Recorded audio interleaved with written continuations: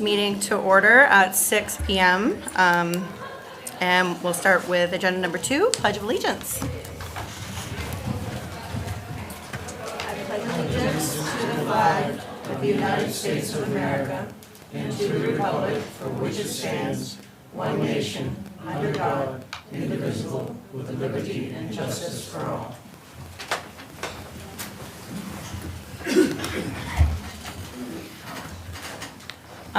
Agenda item number 3, Rules of Order.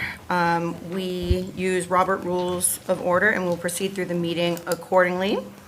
Agenda item number 4, Adoption of the Ellsworth City Council Minutes from the following meeting of July 20th, 2026. How would the council like to proceed? Move to approve. Second. Excellent. Any discussion about the minutes? Seeing none, all in favor? Unanimous. Next, we're going to move on to the presentation of awards. We have a lot of time served here with 3 people. We're going to start tonight with Frank Pearson. In recognition of 30 years of dedicated service as the Harbor Commission member, through his decades of leadership, commitment, and stewardship, Mr. Pearson has made lasting contributions to the city of Ellsworth.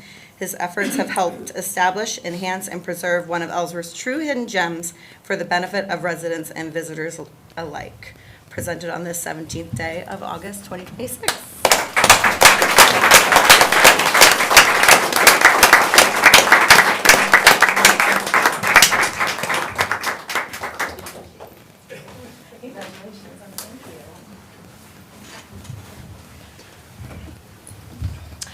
Okay, moving on to Chad Wilmot with 25 years of service. In recognition of 25 years of service to the police department, your devotion to duty and loyalty to the community have contributed to the improvement of the city of Ellsworth. Presented this day, the 17th of August, 2026.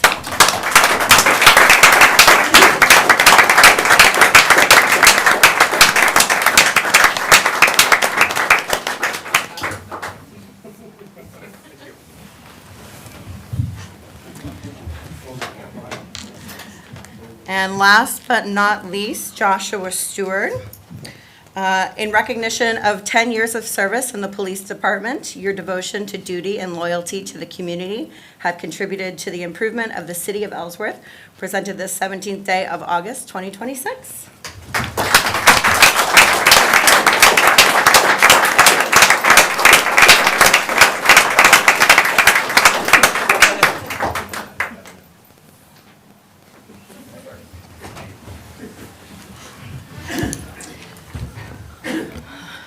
All right. Thank you all.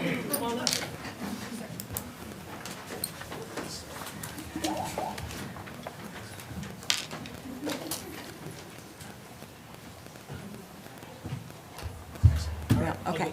All right, thank you. Okay, and on to agenda item number 6, the city manager's report. Thank you, Chair Pro Tem. I don't know what the official Very type- temporary chair. Councilor White, this is great to be here in August. I don't know if this is our last summer meeting, if September counts as summer too, but what a great summer it's been. A few general updates. Our municipal election nomination papers are still available. So if anybody would like to join us here at this table or at the school board or with the library trustees, they're available right now with our clerk's office to pick up nomination papers, and they'd have to be returned to city clerk's office by 12 p.m. Friday, September 4th. So if you'd like to get involved in local government, please drop by our clerk's office and pull some papers. I'd also like to... Excuse me, I thought, if I may, I thought City Hall was closed on Fridays. Somebody will be here, yeah. They will. Yep, just like we've had on a few occasions. How do they get in? Door. Every day we have signs that open them up. We've had City Hall when we have had to do some Okay. election responsibilities be open before, so we keep it open. The second piece, making City Hall easier to navigate.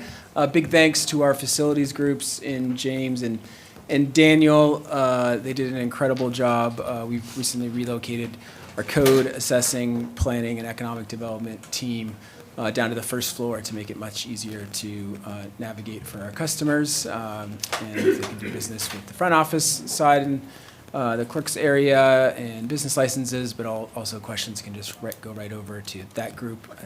What I've heard so far, it's been very successful, but it was a big shift in priorities for a bit to move everybody around, and Daniel and James, they did an incredible job with that, so really, really proud of them. Also, huge thanks to their boss, Roddy Erlenbach, our Director of Parks, Rec, and Facilities.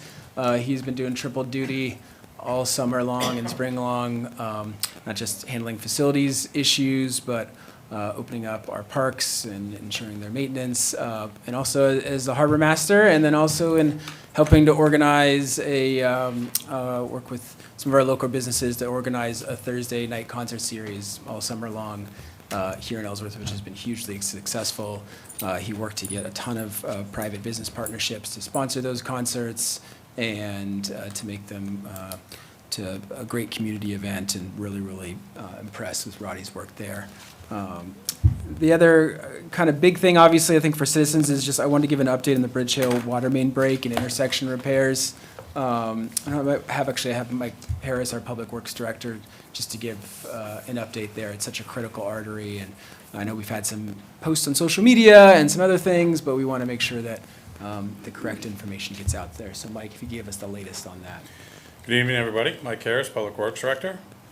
So just give everybody kind of the rundown on everything that's been going on. We had a water main break with the main water line coming into the city on Bridge Hill this past Wednesday.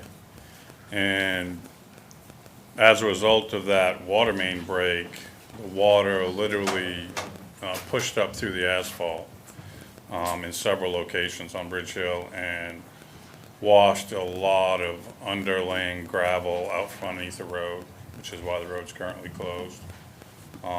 Which that water main break, in an attempt to bypass and isolate that line to send water to still keep water coming into town, we opened up some valves to move it around, and we had another water main break. So yeah, we got both main breaks fixed. They've been repaired. We haven't opened the Bucksport Road because we had to coordinate with the Maine Department of Transportation, as it is a state road. And so we knew that there had been significant damage to the pavement and also to the underlaying gravel. So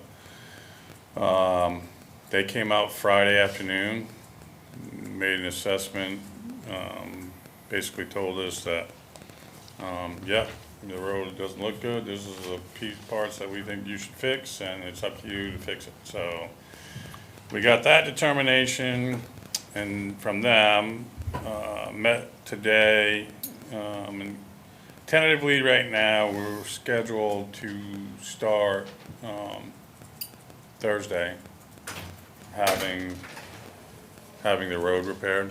We're simply waiting for confirmation from the paving company tomorrow that they can get the mill down here to grind and remove the pavement. And if that can happen, if they can come down Thursday, then they will try to pave it Thursday and Friday. If they can't get a paving crew, then we'll mill it down to gravel and pave it the following week, early in the week. That's the tentative schedule. And then once it's paved, it'll be back in operation and people can resume their normal traffic pattern. So, but until then, we don't know how much underlying gravel has been displaced, and we do not want to put a heavy amount of traffic on it and have somebody go through the road at some point or another. And we have several open tears in the pavement that are still opened up and need repair that could damage vehicles as they drove over them. So it's just an abundance of caution and safety. We're not going to open that road until we fix it. Great, thank you, Mike. And I've notified the council we'll likely have to make some repairs under the emergency procurement clause. I'll try to bring it as quickly to city council as we can once we figure out the financing piece of this, but obviously it's an absolutely critical piece for the city. So once I have more information on that, we'll work with the relevant folks to give the city and the public the information on what this is going to cost and the repair and the timeline for repayment. It's going to depend on how big of an issue it is.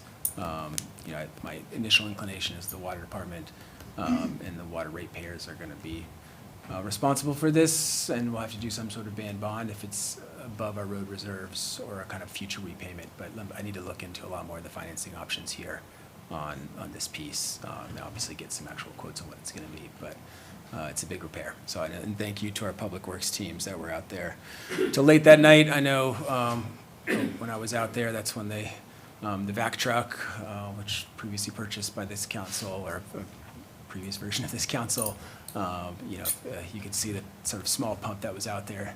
At first, the vac truck comes in.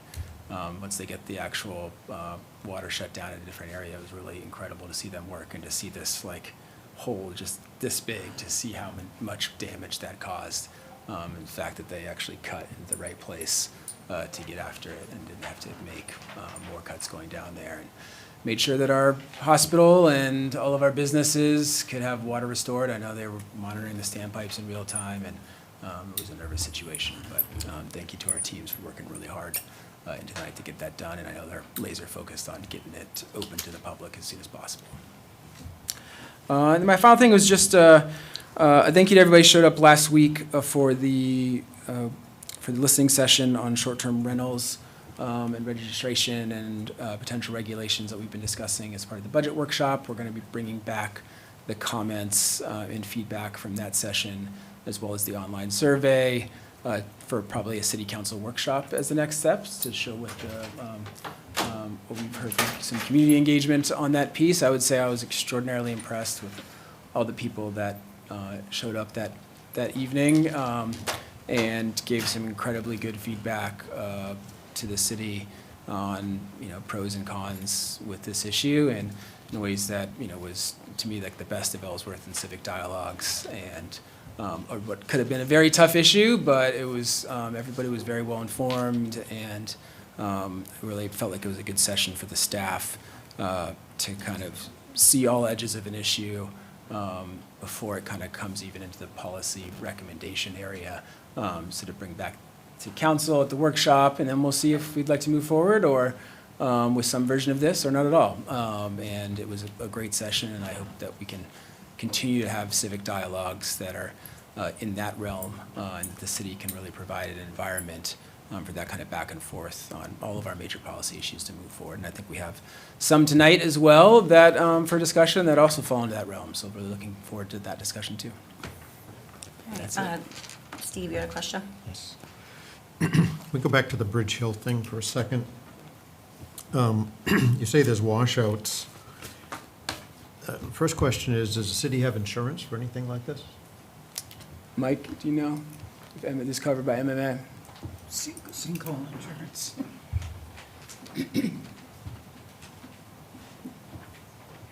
That was actually my question as well, and we're looking into whether or not it would be covered as a disaster of some sort. I don't know right now. Okay. Secondly, I've heard grinding and I've heard paving, but I haven't heard anything about fixing the underlayer. And my question is this. Grinding is one thing, fixing the road is another, and paving is a third.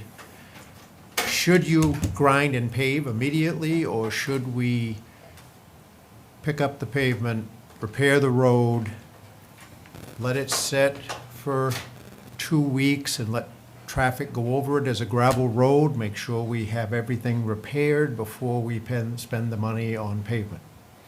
So the intent is to mill it down to gravel layer, repair the gravel layer, and then compact it and pave over it. If the council's wish is to, I don't recommend having that kind of traffic over a gravel road for 2 weeks. It's going to destroy the gravel. I mean, we'll just have to keep going up there. And so the current intent is to mill it down to the gravel, repair the base, and then go back after compaction with lifts of 12.5 millimeter pavement, 2.5 inches, then 2 inches, then 1.5 inch surface. So that's That's the current game plan. If that's going to be changed, and somebody, one of you guys or you as a council are gonna have to tell me to change that. But for now, that's the game plan. And our intent is, like, we're putting a lot of traffic over Court Street, which is not meant for that much traffic. We're putting a lot of people in a frustrating situation, just trying to get it back and forth to home and back every night, and businesses get, customers to their businesses, and so my priority really has been to, from the get-go, has been to remove the pavement that we know is damaged, fix the gravel underneath it, wherever it needs to be fixed, compact it, and then repave it in lifts and get it back open. And I think typically when you look at road work, when you look at the High Street paving project, they would mill and then they would come back and put down base. So I don't know that 2 weeks. If it was a less traveled road, and we were gonna leave it closed and let's just let it settle for 2 weeks, I think that's not necessarily a bad thing. But if you wanna open it up and let traffic drive over it after we put the gravel, get the gravel fixed, I think you're just gonna ruin the gravel again. When the state did that road, it was gravel and we drove over it. I would just hate to see the city of Ellsworth spend all this money on pavement before we know that we have no more leaks and we have no more settlement before we spend the paving. High Street didn't have underlayer problems. They ground it and they paved it. I get that. But boy, oh boy, if we're on the hook for this and we don't know the extent of the damage under the pavement. Like I said, when the state rebuilt it, it was gravel and people were coming down over it during construction. And I'm no road builder, probably can't even spell the word. But boy, when I hear all these lifts of pavement, when we don't know if we fixed everything underneath, that to me is like putting a foundation on a sand beach. Well, I'm gonna tell you right now, Dan, the reason we had a water main break is because the fill that they put back under that road when they did it however many years ago was awful. Typically, when you put in a water main and you put in sewer mains, you didn't put any pipes under the road, and Pat can attest to this, you bed it in either crushed stone or you bed it in sand. And you bed it for at least 18 inches over that pipe. When we dug that pipe up, there was nothing close. There was ledge, pieces of ledge, rock, logs, like whatever they had nearby, it seemed like they threw in the hole. So, to be completely honest with you, what would worry me even more than your concern, which is legitimate, is if you put the gravel back to where it was and then you let traffic go over it, that's even less of a barrier to all that crap under the road that's gonna get driven over and vibrated, and you put 6 inches of pavement over it, it's gonna be less likely to disturb all that fill. The fill underneath that road is awful, And these days, we would not ever put a road back like that. These days, even when we go up the roads that we do right now, we have a water main, like the water main break on Grant Street. Pulled out a piece of 1889 water main, we put in a section water main. That section water main has sand all the way around it for an 18-inch compacted lift. That's the way you're supposed to do it. The fill under Bridge Hill is nothing, there's no sand in there. There ain't no sand, ain't no crushed stone. It's all, whatever was nearby went in the hole. And it is not good. And obviously, going to that extent would be a major reconstruction project. So I'll do whatever the council wants me to. Mike, well, I think it's an excellent point, Steve, both in the insurance piece, and is there a temporary fix that Maine DOT would be okay with that can be cheaper in the near term, let things settle, and that can give us a little time to evaluate with our partners at Maine DOT on the best path forward, because that's obviously not a winter solution. We have a little bit of time, but not an extensive amount of time. And like, as you know, this 1,800 pipes, there's other issues. does feel like the Dutch boy with the finger in the dike at Just for the times. records, anything would be a more improvement than what's going on right now. Gravel, pavement, whatever. I just hate to see pavement go down before we're sure. But we'll, and counselors, if they want to ping me directly after this. But Mike, let's work on a plan that we can put together, send it to the council once we've had those conversations before we press play in the execution there. We'll note on the insurance and then on the temporary patch, but obviously importance is getting that road back going as quickly as possible. If we could do Yeah, I soon- mean, that was the direction from DOT, to get it fixed as soon as possible, so. Great. We'll pull some information, see what comes back. Yeah. When you opened the hole, you've got, the X amount open of the road. Yep. Did you open it a little bit this way to see if Jimmy Hoffa was there, or, you know? It was a pretty big excavation because you don't know exactly where the hole is, so we just used the experience of the crew and where the water was pushing up through, and, you know, obviously it wasn't above us, so we knew the section where it started blowing out was where we wanted to start. We knew where the water main was, and Yeah. so it's a pretty big excavation. We probably excavated, I don't know, I'd guess it was probably 15 to 20 feet wide and probably another 15 feet down over the hill, and it's probably 6 feet deep we went down probably before we found the hole. So, yeah, It's like hunting for a needle in a haystack. yeah. Looking for a water break. No, because water's just blowing up everywhere in the pavement, It's all gonna- over the place. It's gonna take the path of least resistance, and Yep, Yeah, and there was the place they cut in, which when Mike showed me that little hole, I was, yeah, I mean, Because the there was hole other was areas probably down that the big way that- around that caused it. But you have 100 and something pounds per square inch of water pushing out of that thing. Makes a difference. and there's ripples in the pavement. Oh, yeah, the pavement's all humped up and Yeah, so it's not just that one area. there's where- vertical cracks all the way down through to the intersection, and so it was a good one. Well, just speaking for myself, I don't think I would be comfortable getting into how you should fix your road. I think whatever you decide, use your best judgment is what I would have to support anyway. Thank you. public's just gonna have to be a little bit more patient. Doing the best I can. Yep. Thank you, Mike. Charlie, do you have anything else? That's it. All right. Okay, moving on to agenda item number 7, committee reports. We have some appointments here that we'll start with. The first is for the Arbor Commission. Just get my, where I need to be here. So there's a request from the Arbor Commission to appoint Danielle Gift, who was our previous planner here, and the previous tree warden for the city, to be a member of the commission with a term expiring for 6/30/2027. And as a member of the Arbor Commission, I fully support this. Danielle is track certified, so tree risk assessment qualified, and would be an incredible addition to the team.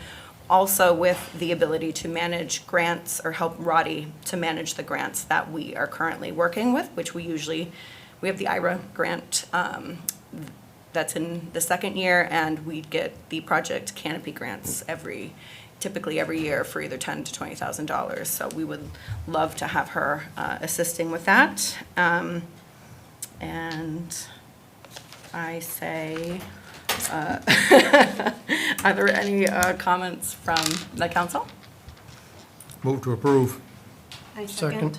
Oh, you beat me to All right, it. we're in a second. Way to go. Any further discussion there?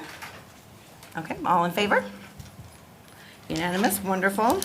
And now on to the Solid Waste Committee, committee that I just recently joined.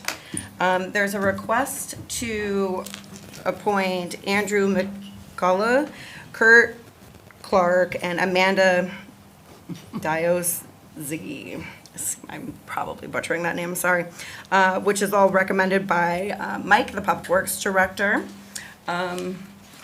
And it says here that their appointments will support the work of the Solid Waste Committee and ensure continued communication or community participation in matters related to the solid waste management. Is there any council discussion for the appointments for the Solid Waste Committee? Move to approve. Second. Any other discussion?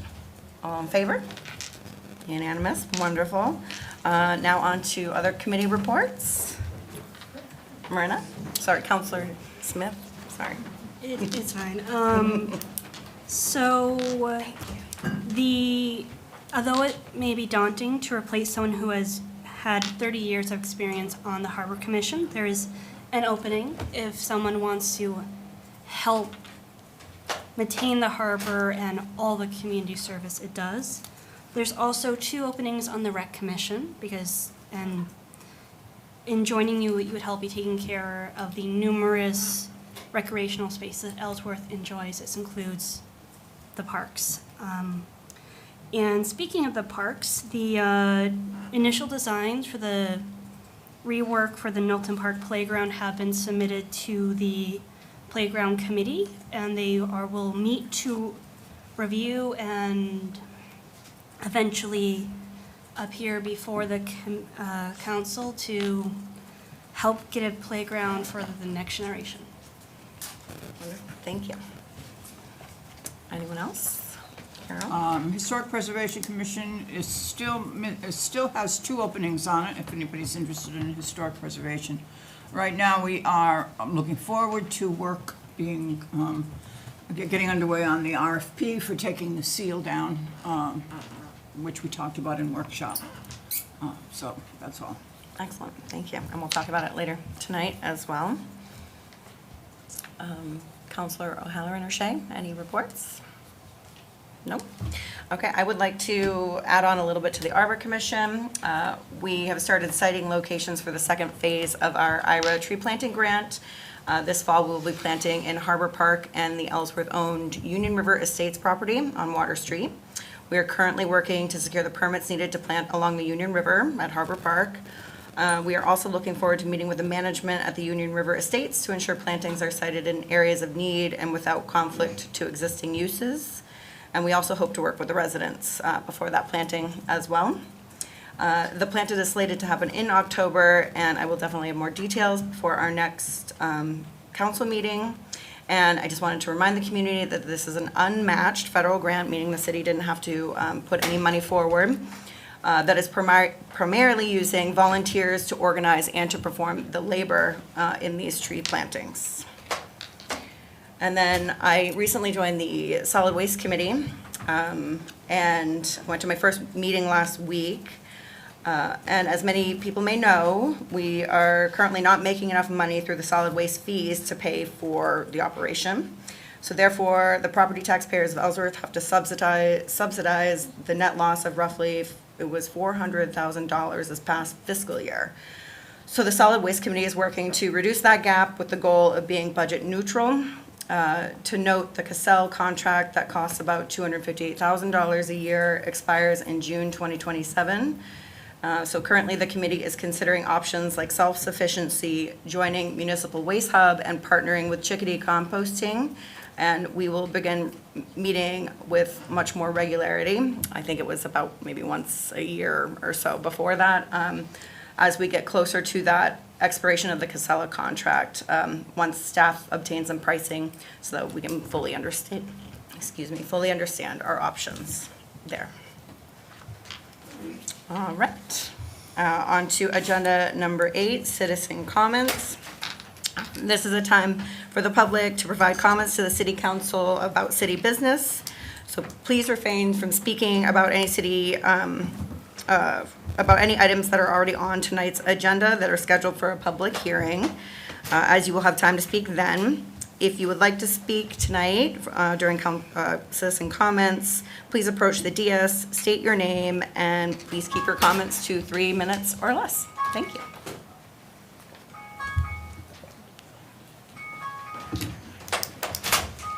Hi, my name's Debbie Gillespie-Faust. I have a couple comments. One is the road on Boggy Brook. We have a tremendous problem with being told that it's private, but Versant went down there and destroyed the road. Versant tried to fix it, but the old town manager decided that it was told Versant that it was a public road, along with the assessor. I have called since this has happened numerous times, every year, at least once, maybe twice. I just recently called again. And I got a call about my taxes because they went up too. Since I've lived there, I have never had anybody come to assess my property at all from the town. At all. And not recently. And it went up quite a bit. I haven't done anything to my house since 2011. Nothing, except mow my lawn and keep it mowed. That's it. So when I called the assessor, he told me that he was tired of me calling and that I would always get the runaround because I keep questioning when they're going to fix the road. And I want proof that when it became private, because on my taxes when I first moved in, it said Boggy Brook Road. When I complained about the road and Versant going down it to put the transfer station at the end of our road, I was told, all of a sudden I got a tax bill and it was Boggy Brook Way. And I called the assessor and I said, why did it change to Way? I said, when I moved in, it was road, on my taxes say road, except for this year, which was 2022-23. And he made the comment because way means private. So then I asked why and when it became private, if you're changing it now. When did it become private?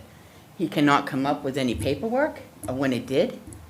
On my deed and stuff, it does not say private, or when I even bought the house for Habitat for Humanity, they bought it from the town, or from Jones's, and it doesn't say anything about private road. So on the continuing of talking to him, he said, well, I'm tired of this. And he said, excuse me, are you taking medication? I said, excuse me, what did you say? I said, that is rude, disrespectful, and I thought I'd bring it up to the council because this is how your town employees treat your community. And that is not right. I don't go up to him and ask him if he has a mental illness. So I want a public apology from him. And I will continue to keep calling about the road until I get proof. Your town manager already knows this because I've spoken to him as well. And I told him I don't want anything written. I want to see it in paperwork and proof. You're right at about 3 minutes. I'm done. Okay, thank you Thank very you. much.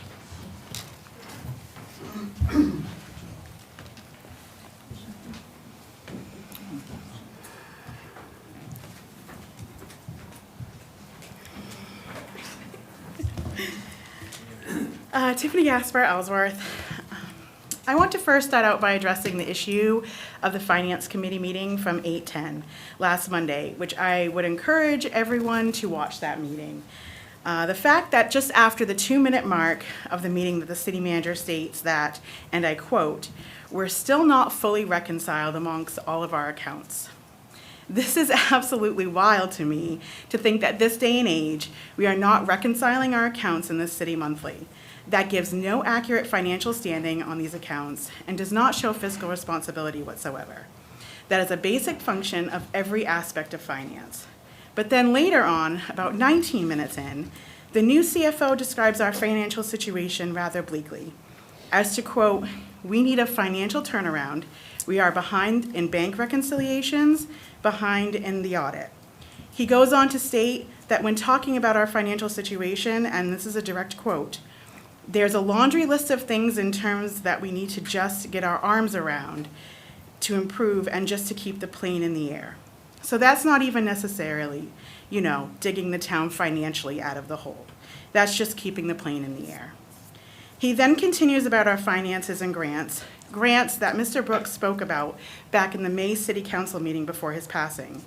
That grants that are not always good depending on what they are, etc. In addition, further into the very eye-opening meeting, Councilor Nancy Smith, just after the 39-minute mark, spoke to this, and I quote again, We've known, this is my third year in council, and we knew well as we got into it, probably after 6 months, here realized that we had some serious financial issues that we needed addressed, and Charlie's been leading all of that. If knowing back in 2023, why has a majority of council members continuously voted on spending frivolously, even after the begging and pleading of residents to stop and get accounting of the finances first? Instead, it's been literally one thing after another and continues to be. Dog parks, bathrooms, which actually should be off the table completely in accordance with Robert's rules, which govern these meetings, et cetera, et cetera. This, in reality, is nonfeasance and misfeasance with our financials. Council and city manager should honestly be ashamed of themselves at this point, pushing things through that should have never been. It has been at the cost of residents and taxpayers. This brings me back to my question in June council meeting, when I specifically suggested to hold off on passing the budget for 2027 until the finances got sorted out. It was clearly ignored, as most things are with this council when it comes to actually listening to the public. And I actually want to thank the new CFO, Chris, for saying what we all have been saying meeting after meeting at that finance committee meeting. Maybe you will listen to him. And actually, when looking at the budget items, I have noticed that the Ellsworth sales revenue that has continually been budgeted anywhere from $25,000 in 2022 to now $40,000 in 2027, and has never seemed to have any income showing up in the line item where the actual year-to-date amounts. Not once in any of the years has it shown up to actually what it came in. Tiffany, you're right around 3 minutes. Okay, can I finish? I have just a little bit, and then he'll take over for me. Not once in any of the years have it showed up to what it came in. So where can you see what amount has come into the city for that? I have also noticed that AP warrants issued and paid for on 8/14, that a payment was made in the amount of $3,125 to AA Atherton with a description of Ellsworth Alewives, and then the GL account is under Harbor, and then under Professional Services, which the description in your budget booklet for that is a fuel tank maintenance. So again, another example of something that is most likely in the wrong place, much like that of the $43,000 bank fee mistake a few months ago I pointed out, that we still don't know what was put in there. Tiffany, you're Yeah. up. Thank you very much. Do you want me to stand up here to give you the... Okay. Hi, Gordon Workman, resident of Ellsworth. I'm taking over for Tiffany, so please No, start you're my good. time. Gotcha. I wish you had a clock here I could watch, but that's all right. In addition to all this, our city charter states, specifically in Article 7, Section 701, accounts and records, that the city manager must submit to the city council a monthly statement of all receipts and disbursements in significant detail to show the exact financial condition of the city of Ellsworth. Tiffany, when I have asked several councils about this, they have not received this. What is our exact financial condition of the city? In addition to that, Section 7.03, bonds of officials of that same article states the council will require a satisfactory bond with significant security for all administrative officials trusted with any public money may require a bond from other officials and employees as may deem advisable. Has this been done? Who is bonded or insured in the finance department, which the items are on the table? I would suggest that the council rescind the approval of the 27 budget using Robert Rules of Order, which you can do by vote, until we clear a picture of the real finances within of the city of Ellsworth. You can still operate under prior year's budget if you aren't sure how that works. Tiffany can easily explain to you. In regards to Merrill Lane Extension Courthouse project, has anyone gone to the county commissions and requested funds from the other 37 towns and plantations, asking for funds to contribute to the county courthouse? It is not just a courthouse that Ellsworth taxpayers are using, but seems to be on the book for. I brought that up as well. And what are the plans for the roads and sewer lines? We have break after break and road issue after road issue, which they've talked tonight. Did the money that was supposed to go to the road projects, quite a few actually, been reallocated from the courthouse for the courthouse road? Where is this money coming from, the increased taxes? Speaking of funding, when the council voted for the track and the fire truck bond, and the school department came up and said they were going to be doing fundraising to fill that gap amount to cover the track, shouldn't we be getting a monthly update on that fundraising process? What funds they currently raised? Can anyone answer that? Lastly, in regards to the foreclosed properties, how can we sell properties that have an unknown owner and unknown foreclosure date? The city would then keep those proceeds. Out of the deeds this county holds, there are none for these properties. Thank you. And I don't know where to look. Okay. Thank you. Thank you for. Thank you.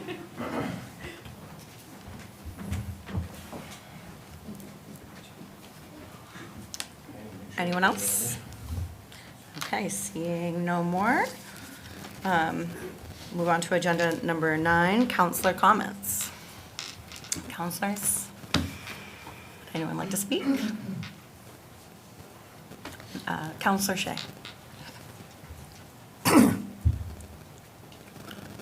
Oh, do I do that? I think if you could, yeah. Can I let them in? Sorry, I think it's our sorry. attorney. Sorry. You got some citizens that want to talk, I'll yield. It's the attorney. No, I'm sorry. Oh. Yep, I saw that and I thought, oh, he'll do it gavel from in that the room. Okay, cool.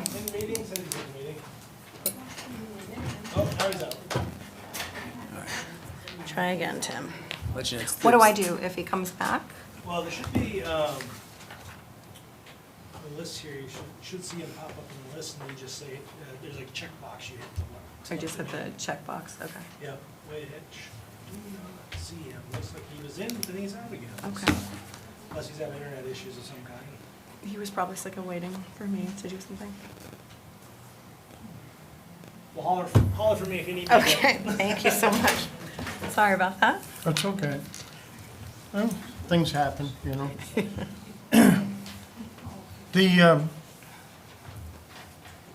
I attended the hearing on the short-term rentals, and I was very impressed on the comments and how the meeting went. It was very respectful and polite, and a lot of good points come out. Yes, I own a short-term rental. I have my reasons for doing it, and I've stated them before. You know, I wish I could contribute more to having the issue about the housing out there, but there are plenty of houses. There's, you know, to get affordable housing. Those who keep sending me emails and stuff wanting affordable housing, I hear you, I really do, okay? I wish I could do more about it by lowering property taxes so landlords don't raise the rents. That's the bottom line, that's the fact. Asking the city to fund some of this stuff, well, as you can hear tonight, we have issues with our water lines, and we have issues with our sewer lines and our drainage systems. So you kind of have to make tough decisions on certain things. And you have to work with different agencies, i.e. the state of Maine. The state of Maine owns a lot of roads here. So, and again, as you heard, there's the issue about funding, okay? You know, I noticed driving around for what I do for work, which I'd rather not work, but, you know, you gotta make ends meet. But I think Tim's back. Oh, thank you, sorry. People need to slow down. People need to be a little bit more respectful of other people.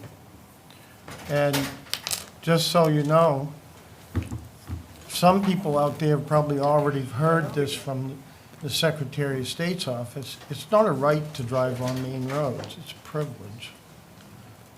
So treat that privilege with respect to the other drivers. I've witnessed so many people out there racing up and down our city streets. Streets I live on, Bayside Road, Bridge Hill, you know. I share the same sentiments as Councilor O'Halloran about putting the gravel road and just letting traffic hit it a few times. But there are people out there that just would tear it all up and make it worse for everybody else. There'd be ruts, public works crew would be out there constantly trying to regrade it, you know. But, as you can see, the roosters are coming home to roost. What's under the roads has been there a long, long time. How they used to put those pipes in the ground isn't the way we do it now. Nothing lasts forever. So, accept some change in how we do, how things are done. It's getting more and more expensive. But I am looking out, and I've heard, I'm sorry I didn't answer back to everybody who's been emailing me, but I hear you. I really do. Oh, thank you, Gordon. Thank you, Counselor Shea. Hold on one second here. No, I don't know. I don't think it's me. I might be able to just call him and put him on speaker next to a mic. Okay. See if that'll have him. Yeah, I don't know what's going on there. Call I don't think IT. it's me. Okay. Any other counselors? Council comments? Counselor O'Halloran? I've heard a lot of criticism about the cost of public safety. And I'm talking about the police, the fire, public works. Through the budget process, I heard many comments from our city manager about the cost of those departments, specifically the fire and the police. And I'd just like to say that I can't imagine a more important piece of government than police, fire, ambulance, public works. These are the people that, especially police and public works, are out all hours of the night doing, like most recently, this water main drama. And I would think that their budget should be the biggest, not the smallest, because they're the backbone of everything that goes on in this town.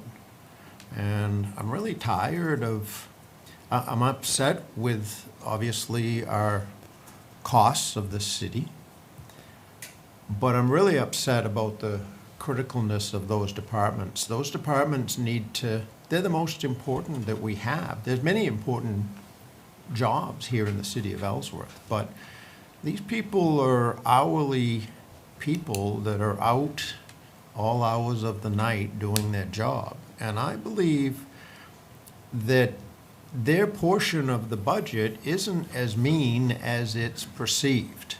I think our budget overruns comes from a top-heavy administration.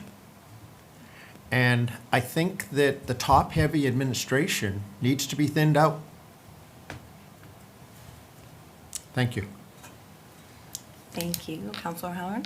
Counselor M. Smith?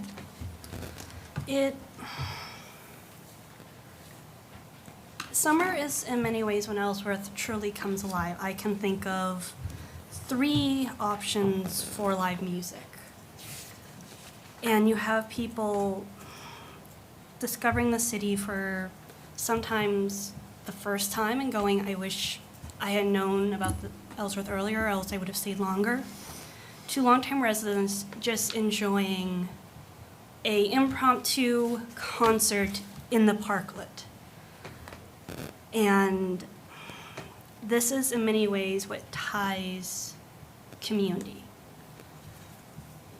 And it is just something that I do really enjoy hearing. It is something that I heard. The idea of like different communities coming together is something that I did hear in the listening session for short-term rentals. So it's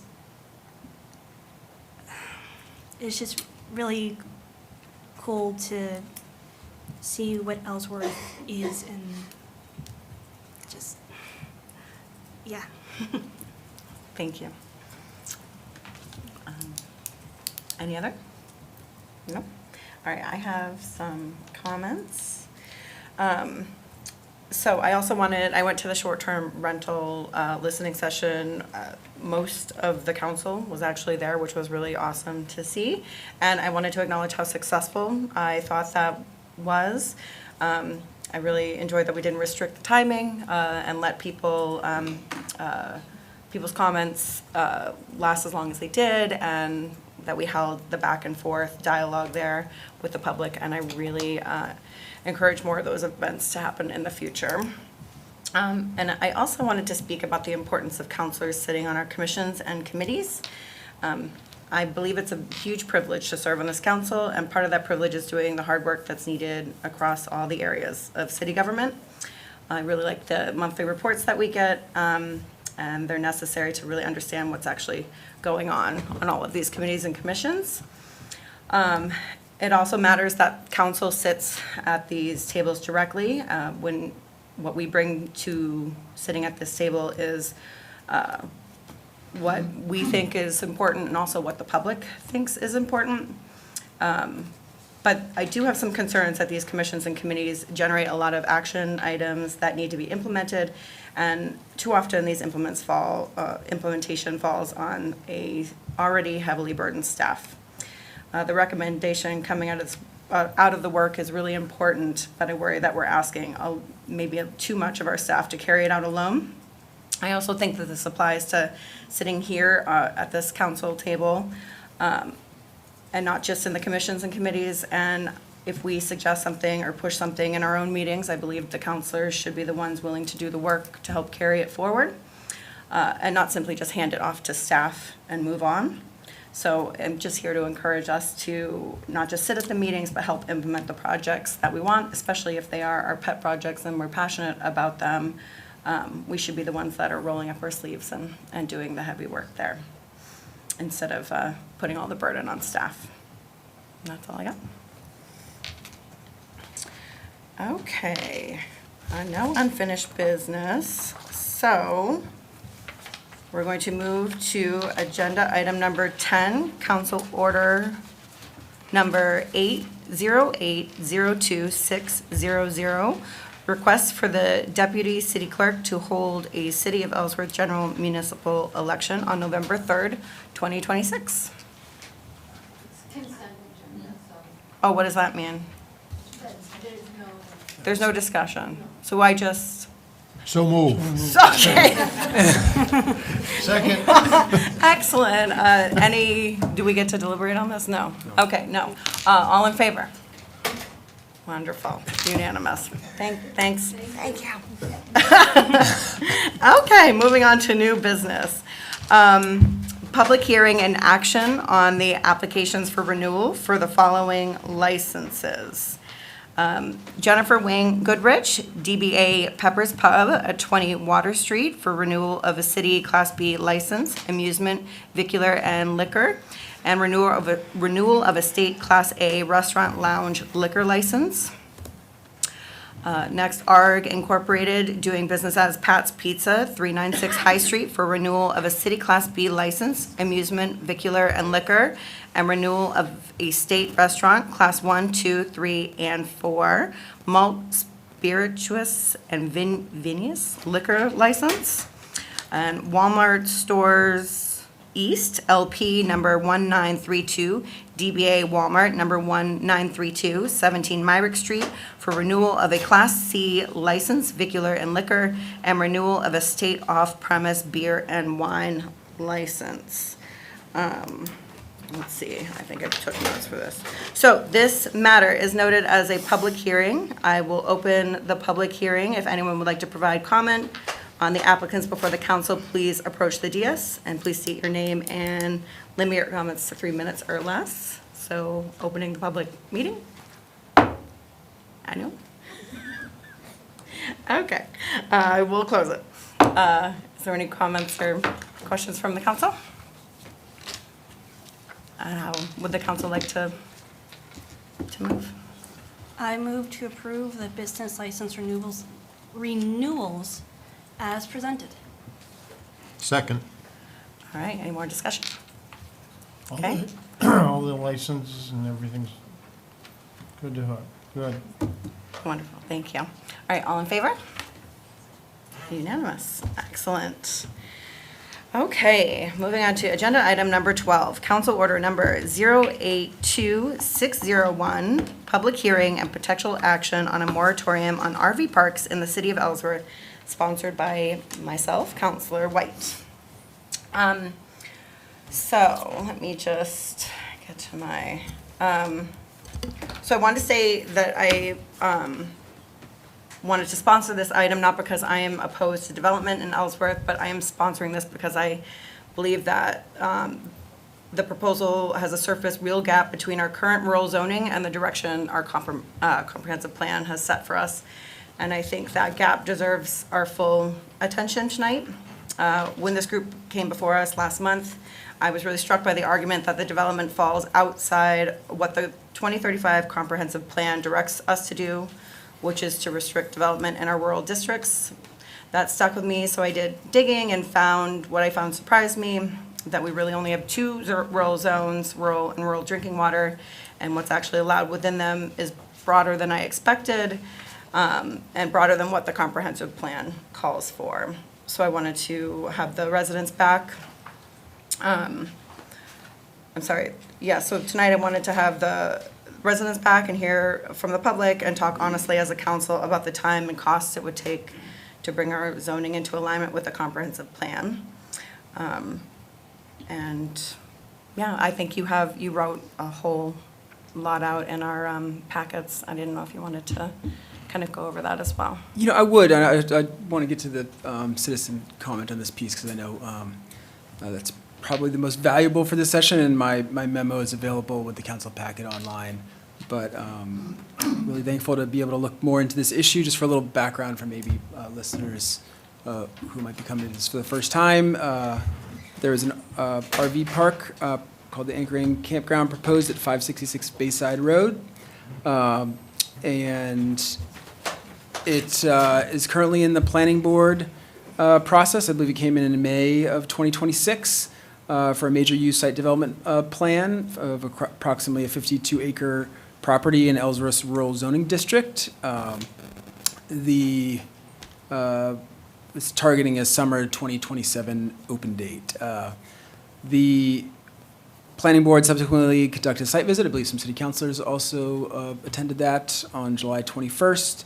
And it's, I believe they submitted their final review of the applicant and to be placed on the agenda for September 2nd with the planning board for potential final approval. Or not. The planning board could request additional information before reaching a final decision. Some neighbor groups from an abutting neighborhood came out at the last meeting, an agenda item sponsored by Councilor O'Halloran, and spoke in opposition to the proposed campground or RV park, and made some really excellent testimony on neighborhood character and compatibility, consistency with the comp plan, the adequacy of the existing campground ordinance, traffic and safety, fire and emergency, water and environmental impacts, and it was a good discussion. I wasn't here for it, but I was able to review it. And also it was kind of discussed at that meeting, that was on whether a moratorium on RV parks would be appropriate here, which I've been looking into in conjunction with our city attorney. There's sort of two thresholds for a moratorium to hold for a municipality with a project of this type, to prevent a shortage or overburdening of public facilities, and is one, and existing comp plans, land use ordinances, regulations, or other applicable laws are inadequate to prevent serious public harm. This is an issue where it could satisfy those criteria. It's also for debate on not. I know there's another piece of this on the rights of property owners and moving forward under existing rules and ordinances and those issues as well. But this is definitely an issue that deserves a lot of feedback and discussion and deliberation on whether to pursue a moratorium, what action, whether it's a moratorium to strengthen the RV campground regulations with a moratorium to prevent uses of this type in rural zones across Ellsworth. Those are all potentials. I also provided to the council a proposed moratorium from the group that is in opposition to this campground, which I provided in the packets. We weren't able to review in detail before sending out, but city attorney myself has since reviewed, and Tim can maybe provide at the end of my comments a little bit of his discussion in general there. I have proposed in my memo no action as of yet prior to the moratorium, or prior to the planning board decision, and that's after consultation with our attorney. That's really sort of twofold. One is to let the independence of that process really play out, and that it could come to a rejection from the planning board. It could come to an approval, but in the case of rejection, I think that there's been some issues that have been brought forward here, and I'd still want to keep them as part of our process with ordinance reform, aligning the comp plan to those ordinances, the RV campground one specifically, but it would sort of remove the urgency if the planning board didn't approve, and keeping the independence of those two bodies. So that's kind of the way. The second piece is to really kind of maybe establish a time that's really focused solely on this issue with the city council and both citizen groups that may be in opposition to this proposal if it were to be approved, and then with the business owner as well. And the moratorium has a 45-day clause post-decision where there'd be time for that. So I outlined in my memo sort of a 2 or 3 step process to have 2 special meetings really solely dedicated to this issue moving forward. I should note the group also provided a letter, which I printed out for the council, opposing my suggestion that we postpone a moratorium action tonight. I totally understand that. I believe they're right in the category of this. The statute itself does not, require us to wait, or require the council to wait until a planning board does or does not approve. This statute's flexible there. This council could weigh in now before a planning board approval or disapproval to issue a moratorium on this type of use. That they're completely right on that piece. I would still hold with that is the 45-day window. Still allows us to have a little bit more space for that moratorium and consider both sides of those pieces, that process. So I still think that's good to move forward on. It could be a motion to authorize the city manager, or direct, I should say, the city manager to set up a series of special meetings solely dedicated to the Campground Inn, and to further review moratorium with the city attorney for discussion and potential action. It could also be expedited even further than that. If the council does want to weigh in before the planning board discussion, we could arrange, I believe that's the September 2nd meeting. We could look to have a special meeting on this as well, for the city attorney and I to really review the moratorium in much more detail, provide potential edits. But if the council also is sort of you can have a moratorium tonight, and we can talk to the council about some of the small edits, but that he thought of in that area where we need. But I think obviously after a lot of citizen comment, it would probably be best to make any of those decisions. So Tim, I don't know if you have any more there? Yeah, just briefly, I think Charlie did a nice job of laying out the requirements for a moratorium and the timeline for a moratorium and so forth. I just want to add that it's a fairly common tool that communities have.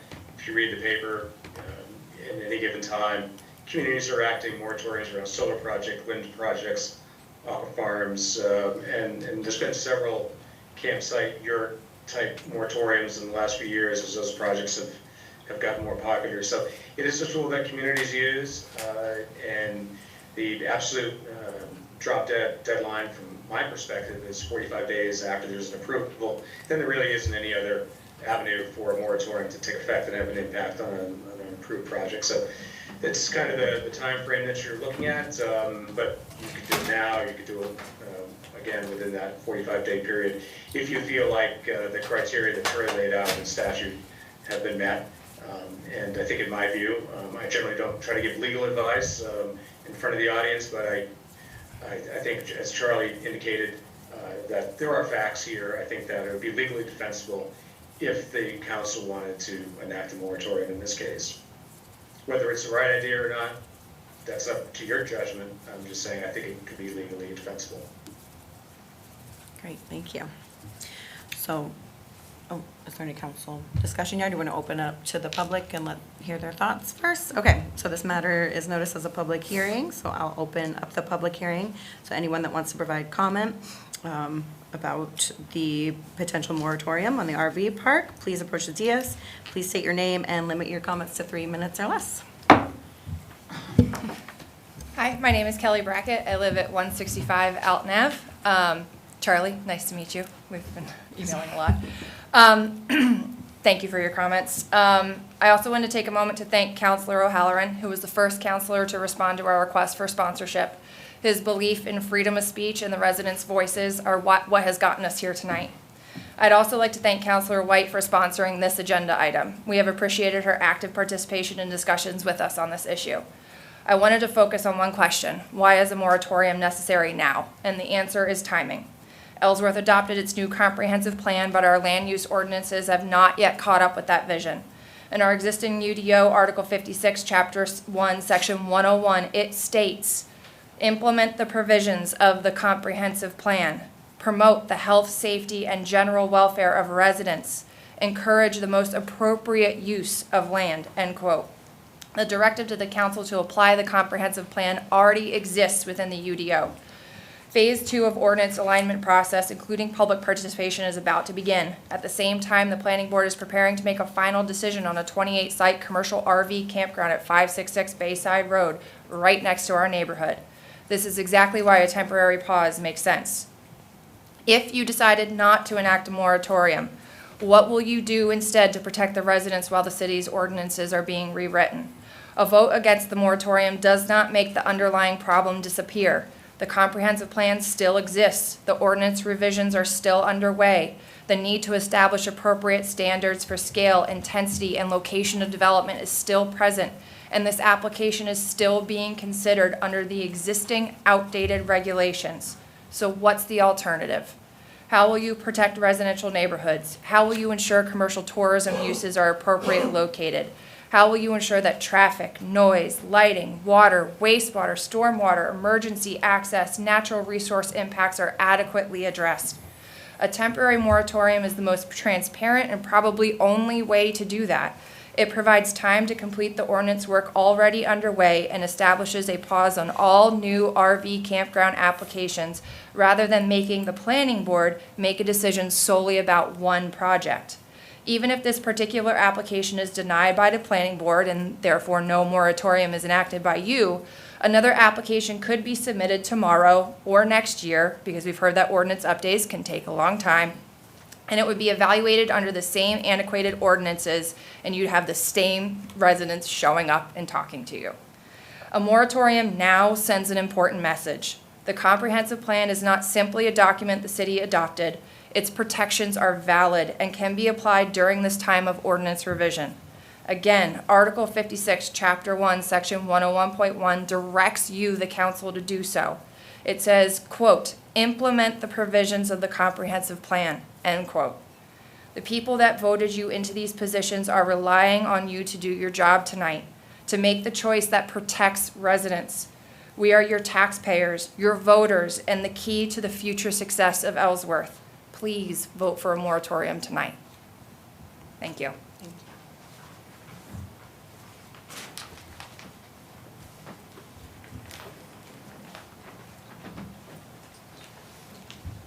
Hi, my name is Cindy Mangan. I live at 14 Marion Way, which also abuts the, we've provided you with a draft moratorium ordinance for your consideration. First, we want to be clear, this is a draft and not a starting point. We recognize that the council, city staff, planning board, or legal counsel may recommend revisions, and we welcome changes that make it legally sound, workable, and effective. We prepared the draft with our own legal representation firm, Murray, Plum, and Murray, because we wanted to give you something substantive to consider rather than simply asking you to support the concept of a moratorium. The Anchor Inn campground application is what brought the issue into sharp focus. but it has brought a light to broader concern. This is an Ellsworth-wide land use issue. The comprehensive plan calls for defining the scale, intensity, and location of future development and strengthening protections for rural areas and natural resources through zoning. Additionally, our current ordinance does not specifically address RV parks as a distinct type of development. The draft identifies gaps involving traffic, infrastructure capacity, wastewater, environmental protection, density, setbacks, and compatibility with surrounding land uses that are specific to RV parks. We have invested our own time and money to prepare this draft because we understand that drafting an ordinance takes city resources. The proposal is for a temporary 180-day moratorium during which the city can prioritize appropriate zoning and RV park regulations.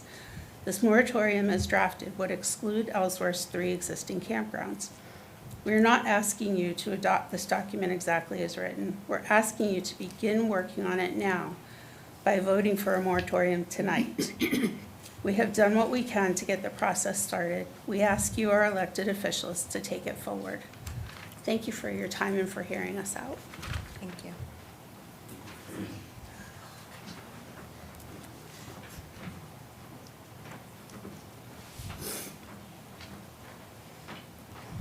Hi, I'm Kristen Braun. I live at 74 Alton Avenue.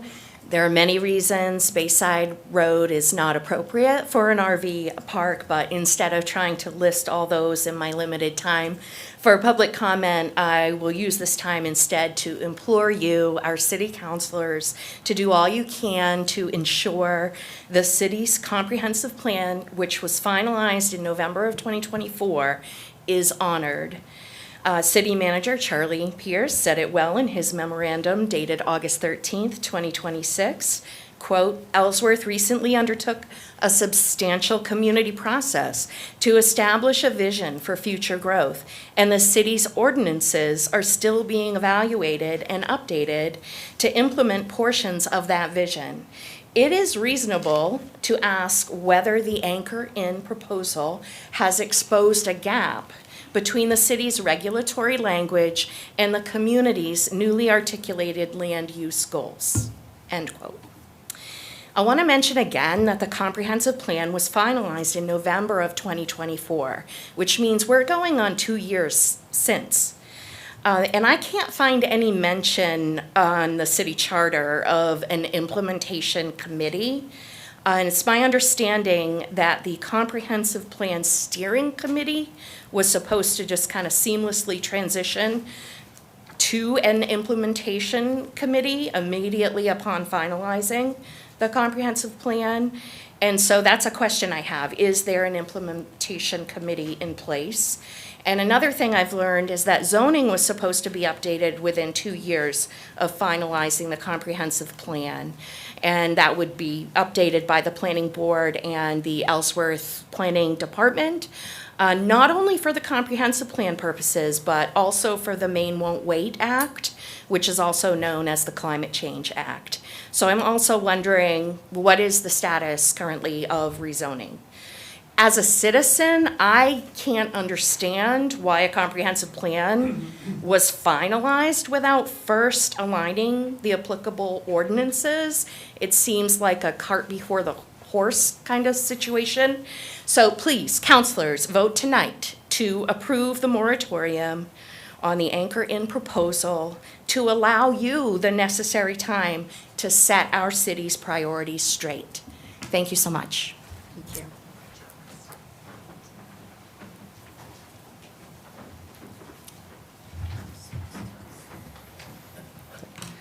Ian Braun, I live at 74 Alton Avenue, husband of Kristen, I've been there for 24 years, or we have.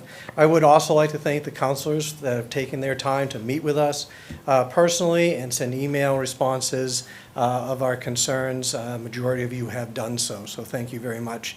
And also thanks City Manager Charlie Pierce for the detailed and comprehensive memorandum that he submitted for your review today. That was well done. I don't agree with waiting, but nonetheless, well done in reading. So I have a couple main concerns. I'm unsatisfied with the current information on the environmental impact of this development.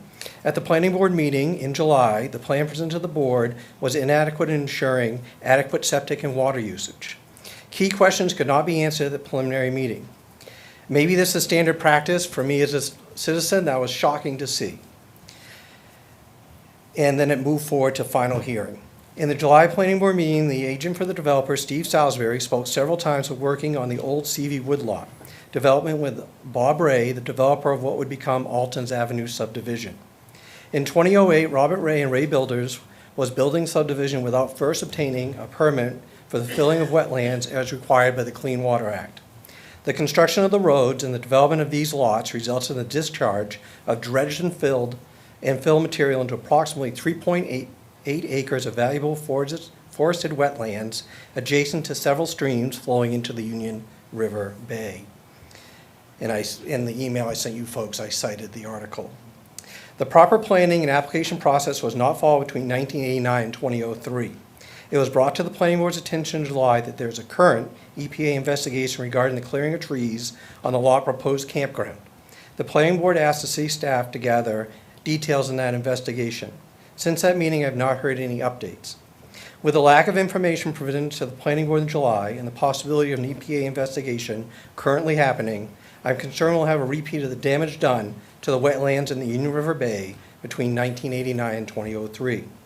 I believe this should be fully addressed before approval is given. Second, I have seen no movement by the developer to be, quote, a good neighbor.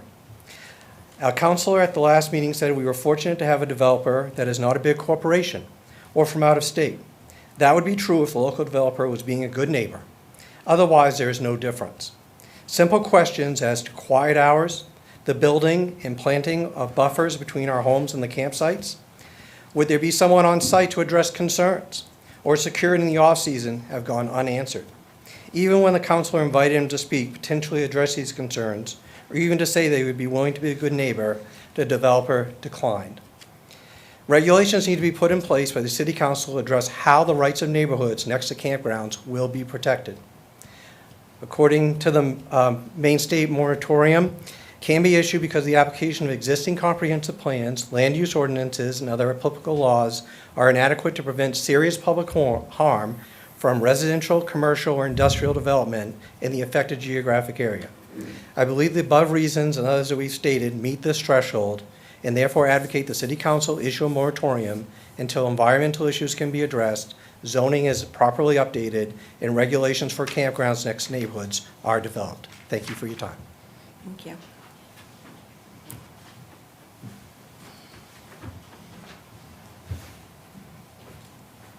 Councilors, thank you for listening. I'm Carla Cantor. I live at 664 Bayside Avenue. And when I was looking over my notes, what struck me are two words, and that's new vision. And this is the opportunity for the city as a whole, the community, the councilors, the chance to update the ordinances. This is a great time with a moratorium to actually prevent things that could happen. A stitch in time saves 9. It's easier to apologize than it is to do the right thing and get permission. All of these sayings, all these cliches, they persist because they're real. So here's a chance. And I'm very favorably impressed with everyone that's spoken. Thank you, thank you, thank you. And I really look forward to seeing some positive outcomes from the opportunity that's in front of us right now with a moratorium. So please vote for a moratorium. Thank you. Thank you.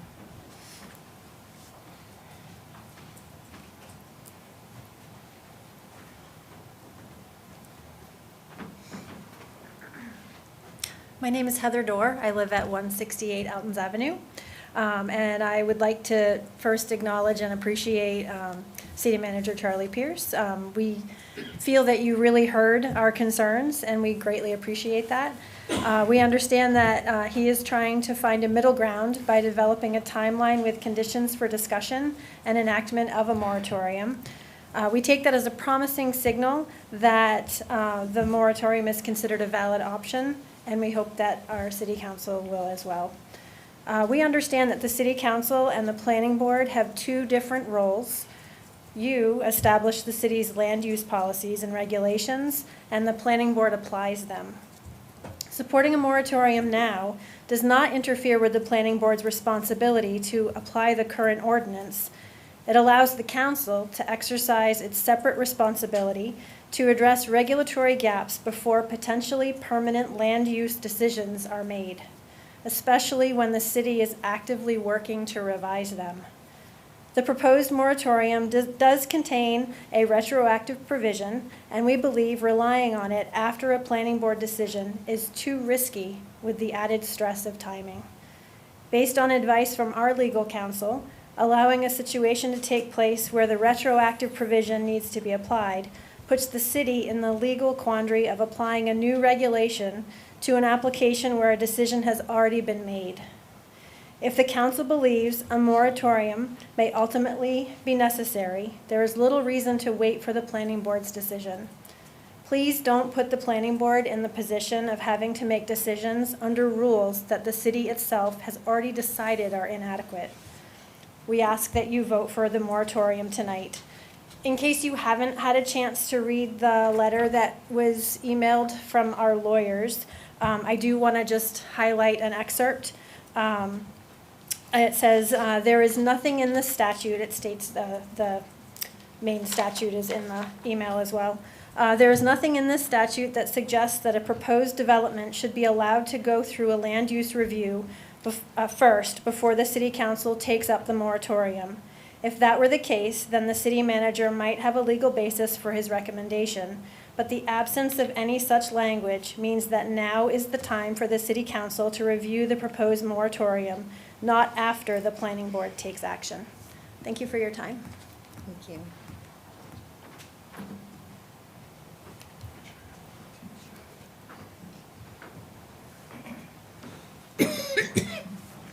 Hello.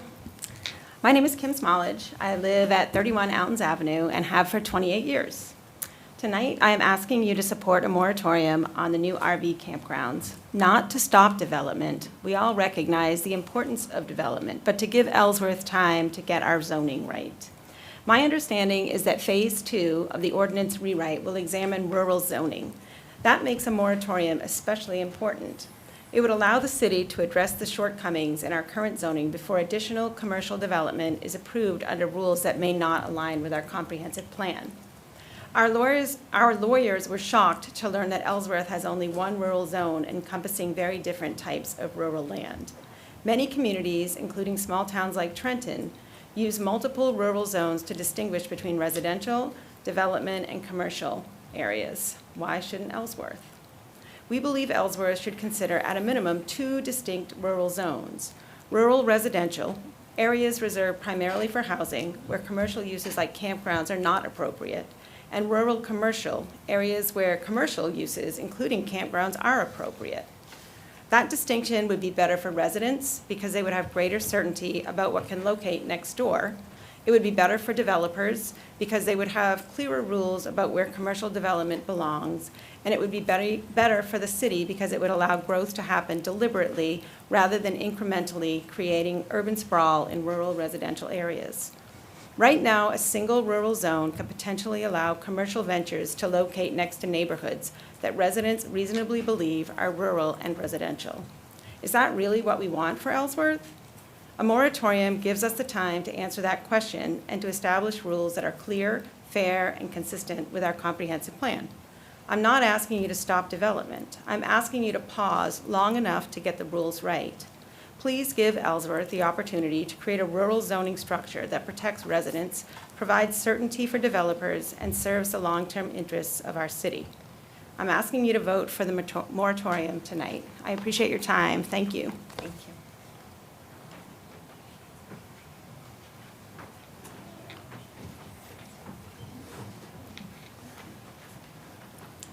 Hello, my name is Wyatt Braun. I'm a resident of 74 Alton's Avenue. I would like to speak about community engagement and what this application could mean for future development.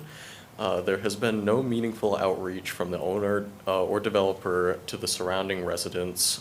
Several planning board members and councilors have encouraged them to reach out, listen to concerns, and work with the neighborhood, but this has not happened. Meanwhile, residents have raised concerns about traffic, noise, lighting, wetlands, drinking water, wastewater, emergency access, density, and neighborhood character. 150 no RV park signs have now been distributed. Nearly 36 residents have came to the council in July to ask for a moratorium, and I believe that this level of community response should matter. Additionally, we have not heard anyone publicly support this particular commercial campground being adjacent to this particular residential neighborhood, including the owner himself. We are asking you to recognize this application sets a precedent. If a 28-site commercial RV park is appropriate is appropriate beside an established rural neighborhood, what prevents similar applications elsewhere? There are nearly two dozen rural subdivisions in Ellsworth. This could mean more applications, more neighborhood conflicts, more council meetings, and more legal uncertainty. We have learned that some municipalities in Massachusetts require meaningful community engagement through town halls and incorporation of residential feedback before applications reach their planning boards. We ask the council to consider whether Ellsworth should adopt a similar process to prevent frustrating situations like this in the future. The moratorium gives us an opportunity to address both issues, better standards and better process. Please vote for the moratorium tonight, and thank you. Thank you.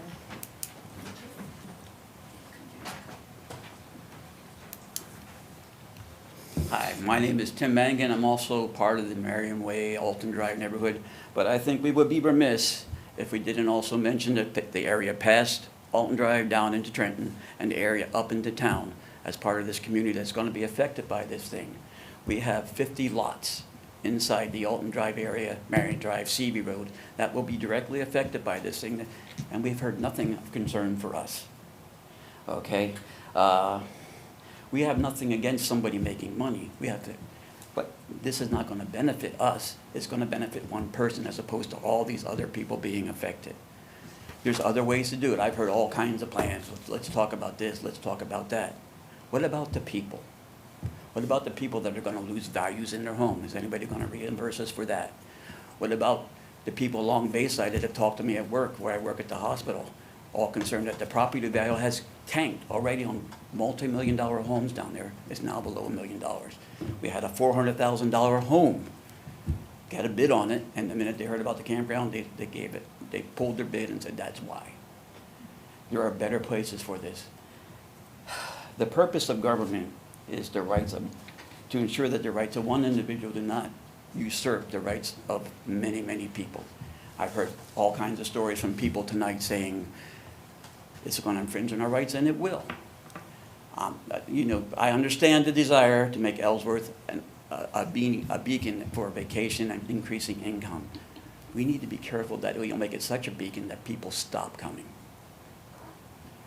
So with that in mind, I think a vote for a moratorium tonight is appropriate. Look at this. The minute the spade hits the ground out there, we can't go back. It's done. And everything is going to go forward, and then we're going to have more campground debates, more of this and that because of the, what was the word I heard, antiquated or outdated zoning laws that are already supposed to be addressed in the comprehensive plan. I would be remiss to say I've been doing we've had comprehensive plans problems before with other approved things by city planning with 64 complaints against them, 3 citations, and you wound up taking them to court for money. And that was out there with the Maine Organics. Please look after the people and not just one person. Thank you. Thank you.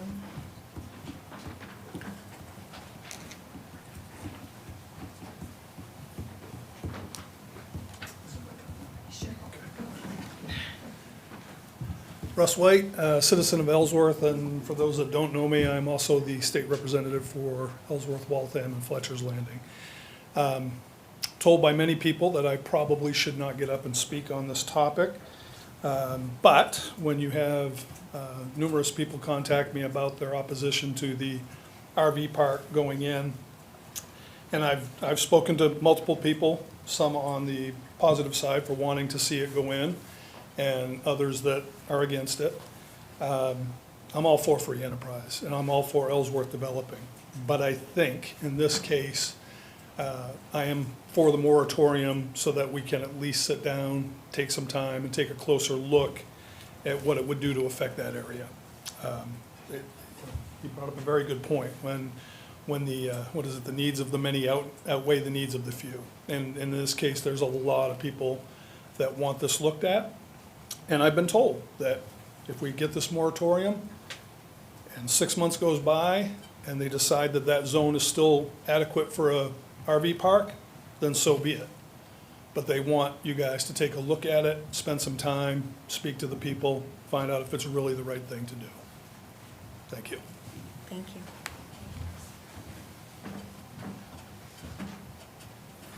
Anyone else want to speak?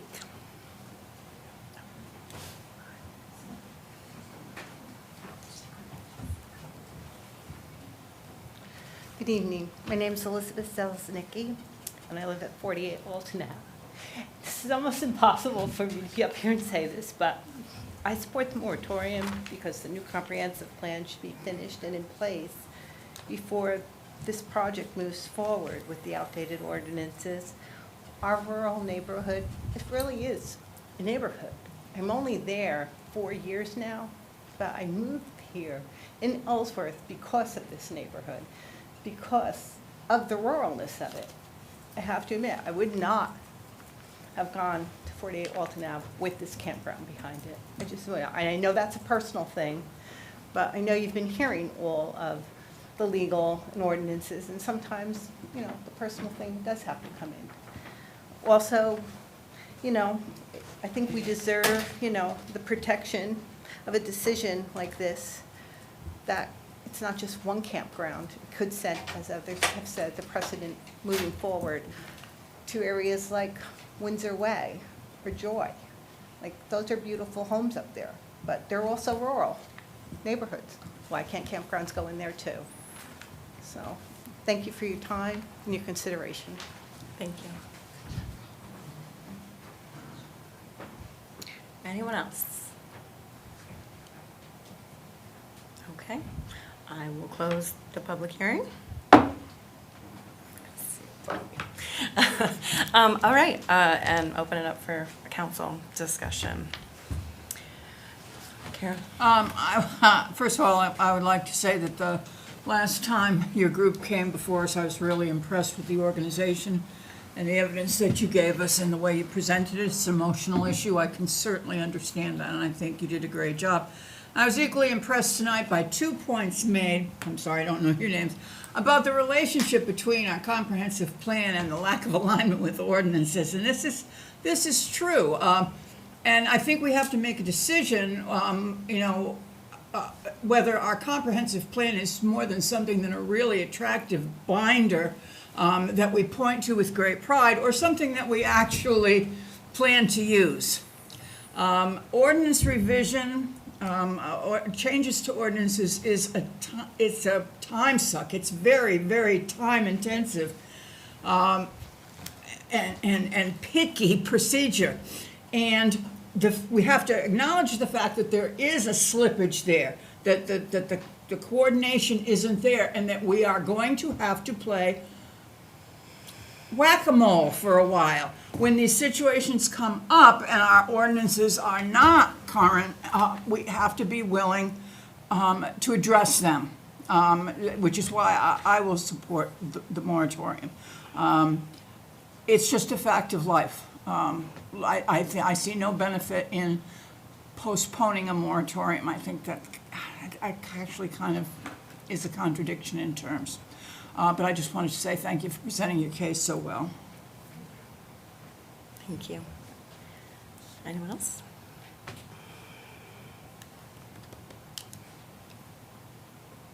Councillor O'Halloran?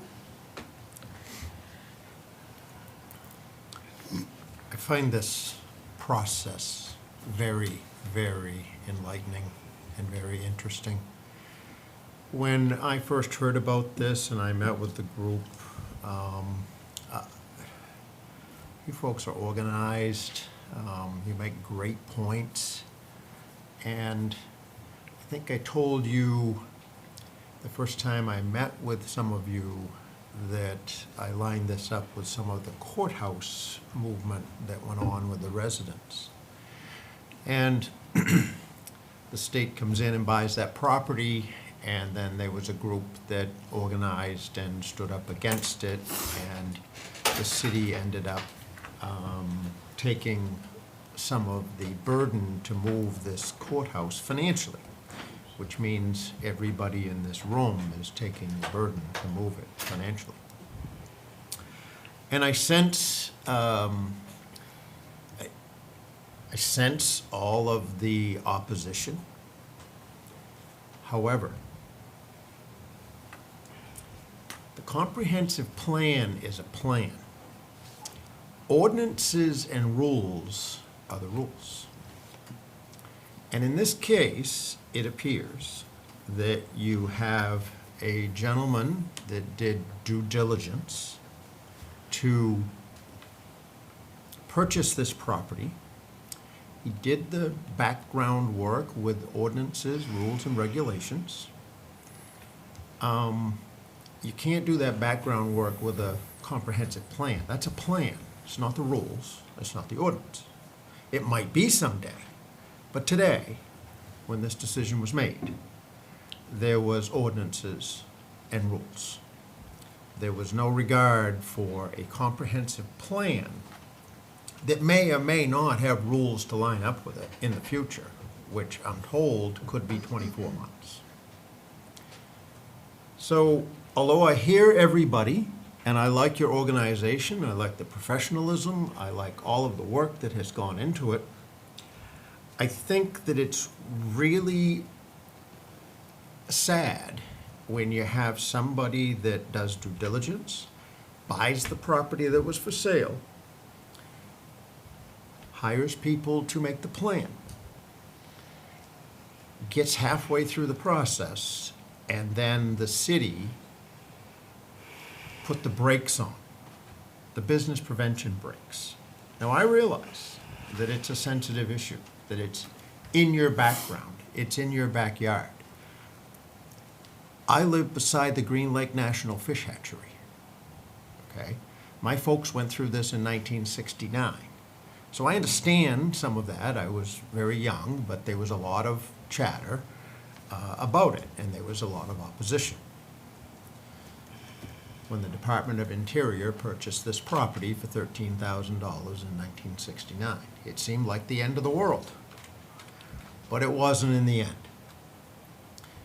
I don't think it's fair that a man comes in, does due diligence, makes a business decision to buy property based on the rules and regulations that are on the books today.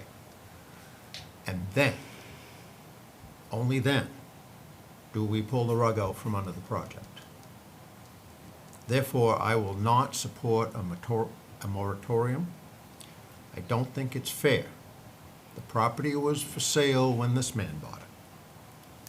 And I really don't think, if you want a moratorium for something that we don't have in town, that's one thing. I don't necessarily agree with moratoriums, but in this case, you have due diligence, you have people that have paid professionals to do the work, make sure it complied with the rules and regulations, and now here we are. What about before this comprehensive plan was in line? Are all the rules and regulations lined up with the last comprehensive plan? No. Comprehensive plans are a plan. It's not the rules and regulations. Thank you. Miranda. This is just a clarifying question. So in the event the planning board says no, we still could, in theory, go ahead with a moratorium, correct? This is just clarifying so I have a full picture, because thank you everyone who spoke. Public speaking can be terrifying, and you have brilliantly articulated your points. It's just, I'm curious about if Yeah, a moratorium could be done after two. I'll speak to it, and then I'll let our attorney say if I'm correct or not, but yes, if the planning board were to vote no, we could still enact a moratorium on this, and, to ensure some of the folks have mentioned here that the issue would still be here of the alignment on a specific RV type regulation. And I'd say in general, after reviewing this, I think as you pointed out, Blackmore, I think this is something I'd want reviewed. Is it in line with RV campground? Do we need to distinguish between campground screens, buffers? There could be a strengthening of that. To Councilor Halloran's point, I think that really is the kind of central piece of, but these are the rules and regulations, and then there's like a signaling to the rest of the business community, I think are kind of the core pieces. But the ability of the council to pursue a moratorium, whether the planning board rejects or accepts the proposal, can happen afterwards. But to the citizens and their legal counsel's note, the moratorium can happen now. There's no statutory reason where you have to enact it before the September 2nd meeting of the planning board. I'm a process person too, so that's why my guidance is a little bit more on the, let's have another meeting on this and really go forward with the. The public comment is closed. I have more than one question. Could you email it to us? We can give you, It's pretty pertinent to what you're all talking about. We closed the public comment. I'm so sorry, but please, we can chat afterwards. Sorry. So a kind of multi-step process to maybe try to have the business owner come here as well if they were to get to approval for this campground and really take the time, I think, which would be a pretty significant step to interrupt a planning board process under our current merits. I may even want to see, I wouldn't want to talk to the planning board. That's why I'm trying to also keep some space between the planning board and the planners. That process needs to plan out as a separate body that we're not interfering, with their judgment on our existing ordinances. That's what they have to go by, and they're an excellent group of folks. If all the I's and T's are not dotted, I can tell you this planning board is an incredibly diligent group of people. So, but I would understand, and there is the option, Councilor Smith, to do it tonight. It could take twofold. It could direct me to finalize language with the city's attorney on the moratorium. As I think folks mentioned, this was submitted to us on Thursday. We're still reviewing. I haven't had a draft that, I would necessarily feel comfortable. We could try to edit it in real time with the attorneys to try to put his updates in there if you wanted the moratorium to take effect. It has been publicly noticed. I don't believe it requires a supermajority of the council to be present in order for it to take effect. So the council, should it be their guidance, could move to have this moratorium enacted tonight. Great. Tim, anything else there on just the legal aspects of those options? No, I think you've covered it. Great. So there was a question there is about the implementation committee that was supposed to be formed by the comprehensive plan committee. Do you know if that happened? I don't. There's been some discussion when they did their report out on where we could go with that. If we'd like to make it a priority of the council, we can come back at a workshop and really, I think that's kind of a separate piece and discuss, maybe that would be the mechanism to move forward on the establishment of a new steering committee with guideposts and timelines, for a substantial revision of the ordinances. I would note, Councilor Martineau, we do take the comp plan pretty seriously to make it a living document. We've executed on a lot of those pieces as part of the project management team in the last workshop. Much of those initiatives are aligned to the comp plan, and many of them have already been done. The ordinance one is the big one. Phase one was really definitions and getting it all so like a human can read it and not be like wildly confused. That took an incredible amount of time, plus some city resources with a consultant to move forward with. That could again have time and cost and expense. We have one planner in the city that's, we have a lot of growth and development. Just keeping up with the planning board and all the things coming forward and that are new in the city is big in and of itself. So I would, this is a big thing, and I think moving forward on that as a priority tier one for the city, we have to move some things around and de-emphasize some other projects, but I'd be happy to consider that and come back to the council with a plan on how to move forward.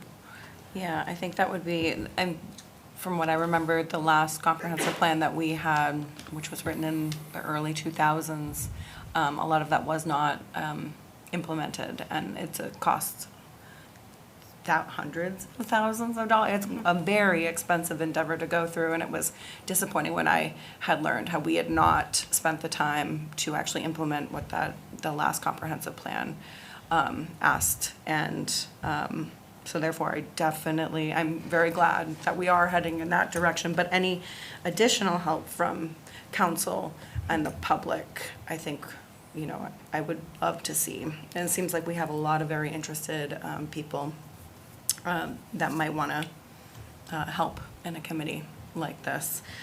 It also may help lighten the load on the staff as well, because the planning department is now one person. Yeah.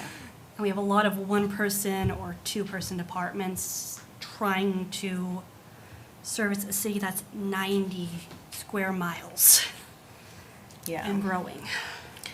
And I think in the workshop that we just had, I know Brittany spoke about this phase 2, but part of that was that it was going to take up to 18 to 24. 24 to 36, I thought. Yeah. A long time. It was a long time. Because it was going to be in-house. Which is, I go back to my whack-a-mole Yeah. analogy. Things are going to come up. Yeah. Councilor Halloran? So I just wanted to throw out that I met with the opposition on a Tuesday, and I met with the project owner on a Thursday. And I've heard a lot tonight that the property owner hasn't reached out to your group. And I would like to defend that a little bit in the fact that when I reached out to your group and said the property owner would be willing to sit down and talk, and I encouraged that to happen, and it seemed that some people just didn't want it, had a mixed report from what I heard. Some people was okay with it, some people was not okay with sitting down and meeting it because they just didn't want it. I just want to throw this out here, that 5 years from today, we're all going to be in a different place. Whether this project is alive and well, or whether it is not. And no matter what happens tonight, nothing can get accomplished until both sides could sit down and listen to concerns. We've heard a lot tonight about the property owners that don't own the property, but we haven't heard from the guy that bought the property. And no matter what takes place tonight, that has to happen sometime. There might be some things that could get ironed out that is very easy to iron out. Whether a moratorium passes or whether it doesn't, at some point, any resolvement starts with some communication between the two sides. And, I'm not saying that the developer could meet all of your needs, but he might be able to meet a handful, and he has investments that he's made too. So we can't just all think about the property owners abutting it. He needs a little bit of say with his own property as well, okay?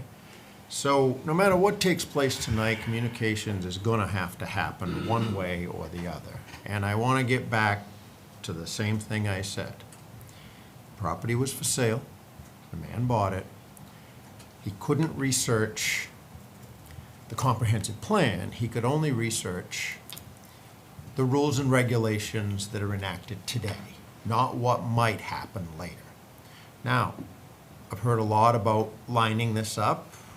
You mentioned that the last comprehensive plan had its own case with this much dust on it. that nobody did anything about. Maybe this is a good education for all of us, if we're gonna have comprehensive plans, to really decide if that's just another document to collect dust, if we're gonna use it as a Bible, or we're gonna use it as fire starting material. From what I can see in the past, it's been used as fire starting material. So we need to learn from this process, no matter what happens, that if we're gonna have comprehensive plans, there needs to be an awareness that a comprehensive plan is a plan, and the rules may change to follow it, and they may not. Thank you. Counselor Shea? I'm all for development. But I'm also to follow the rules that we put forth. Again, to echo what Steve just said, the guy bought the property. He's got a significant investment, just like all the houses you guys bought. And when Elton Ave was a subdivision, there was a group of people that fought that too. Granted, the rules were different, and things and mistakes were made, and now they're probably still trying to get rectified, okay? That's water over the dam, spilt milk, okay?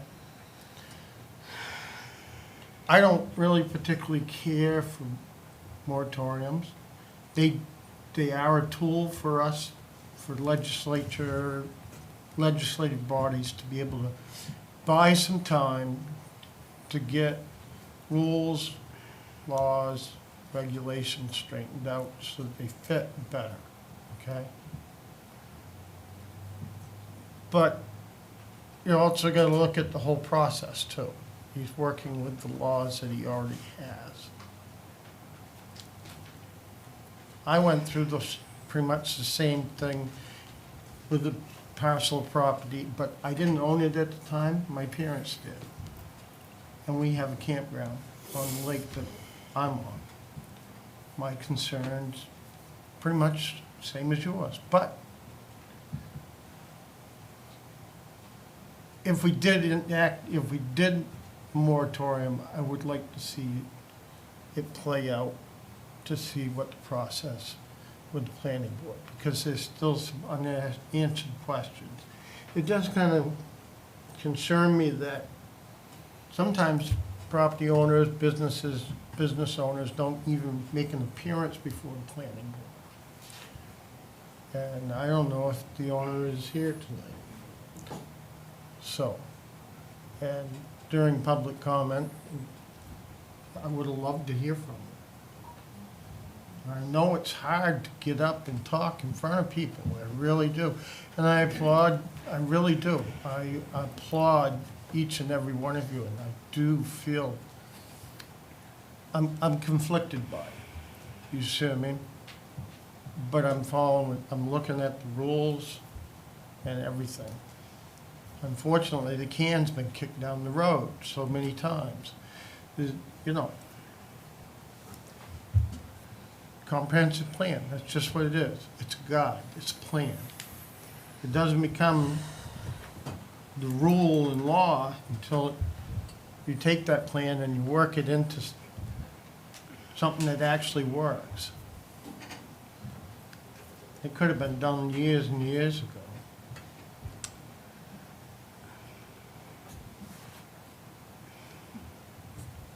Thank you. Nobody's talking about banning or preventing this. No.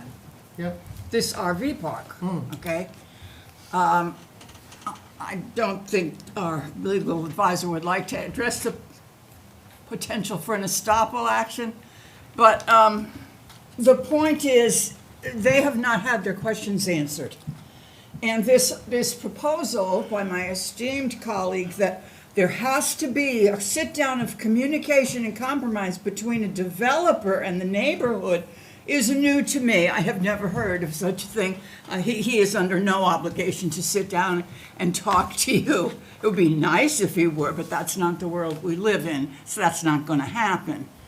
At this point, all we want to do is put the brakes on and get some questions answered to make sure that our citizens, our property owners, are not going to get trampled by an ordinance that needs to be updated to protect them.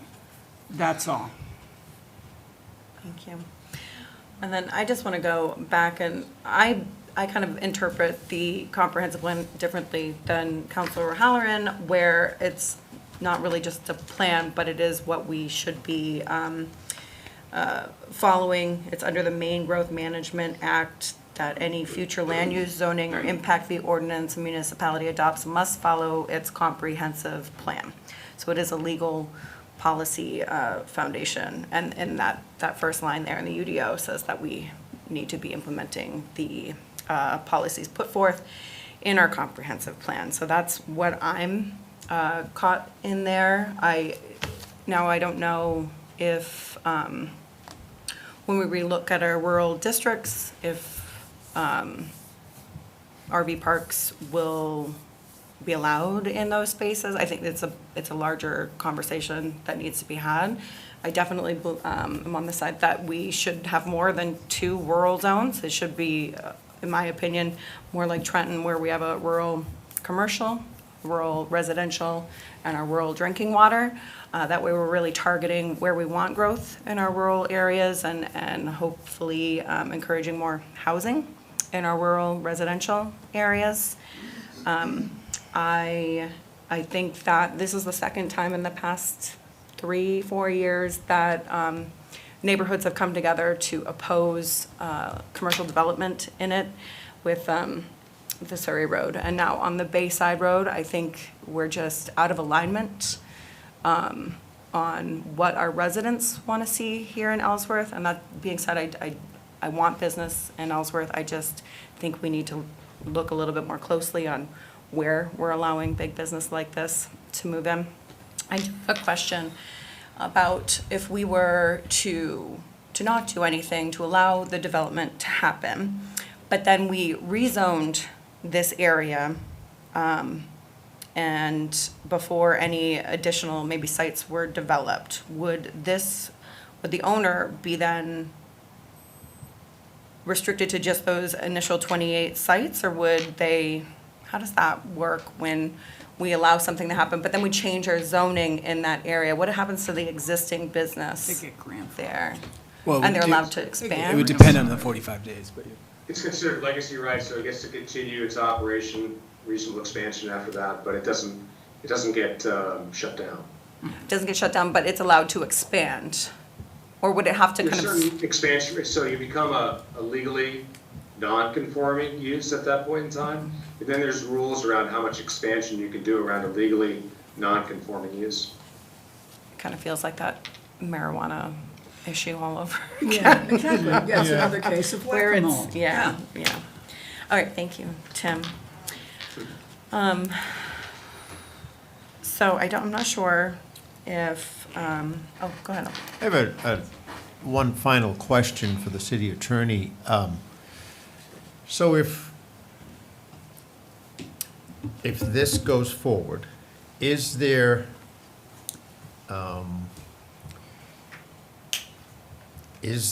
a opportunity to restrict the expansion through moratoriums?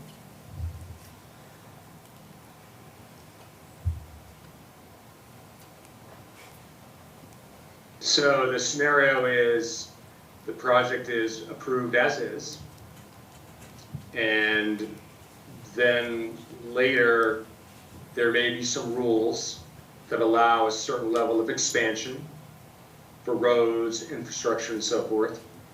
And that project owner would come forward and say, I would like to expand in this sort of way. Then I think any time that owner of property is required to get a permit, and there are standards they have to meet, there is an opportunity for a moratorium to be put in place that would pause that development and perhaps restrict it and maybe even eliminate it, depending on the outcome of that process. So it would be possible, if this project moved forward, to limit its expansion through some way or another. I would think so. May I ask another question? However, is the chance also equally present for an estoppel action brought because it would have been permissible under old rules? You know, developers and property owners can always make that argument. We're dealing with property rights. And so the rules do allow, as I mentioned earlier, up to 45 days after a developer gets permit approval to enact a moratorium. That's pretty unusual among the states in the United States to allow an after-the-fact moratorium to pause development. But in those cases, developers can always make an argument, you misled me, I spent too much money, I should be entitled to move forward, and then you end up in court having those battles. Yeah, so let's do it now. Any further discussion on this? I do respect our planning board and trust that they would follow the guidelines that are provided and follow the ordinances, but I think I am now leaning a little bit more in the direction of a moratorium this evening. But I would, if there is no other discussion, I would definitely hear a motion from the council. I don't have it, can you read it? Is there a proposed one? There's no proposed language on this one, Tim. I don't know if you want to Yeah. weigh in on. Yeah, I think if you're asking, well, I see Councilor Halloran's hand up, maybe I'll wait for his question. Go ahead. I think if we were talking about a proposed moratorium, the council would need to see the language ahead of time. We have some proposed language. I have looked at it, I have not examined it. I think it's along the lines of what you'd find in a typical moratorium. But we need to have this discussion, which we're having tonight, and if the majority said, yes, we want to explore a moratorium, then I would work with the manager and the staff to come up with a proposed ordinance that we would present to the council for consideration. And my view is that moratoriums should be as narrow as possible to not have any unintended consequences, because a moratorium would affect everything that it covers. And so you'd want to have it focus in on the issue that you see as a concern. And I've listened carefully tonight to what your concerns are. So if this desire of the council to have a moratorium, then I would draft it in a narrow sort of way so it gets at the issue. And then it also gives guidance to the staff so they can come back with an appropriate recommendation on what needs to be changed. And one more thing. We've heard zoning tonight. When you're changing zoning, that is one of the things that's most fundamental that you're changing with respect to property rights. So oftentimes it's a big weapon. Something short of that might be performance standards. Or it might be, maybe you allow campgrounds, because it's currently an allowed use. I think everyone acknowledges that in this particular zone. But maybe you say a campground over a certain number of units is too much. So you try to do just enough to address the concerns that you have. I'll stop there. Thank you. So since we have no language, we cannot enact this moratorium tonight. I have a, but I'll let Steve, I've got a solution, but.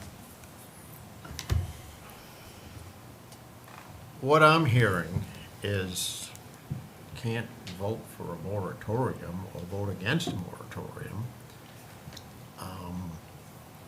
because we don't have any agreed language for the moratorium,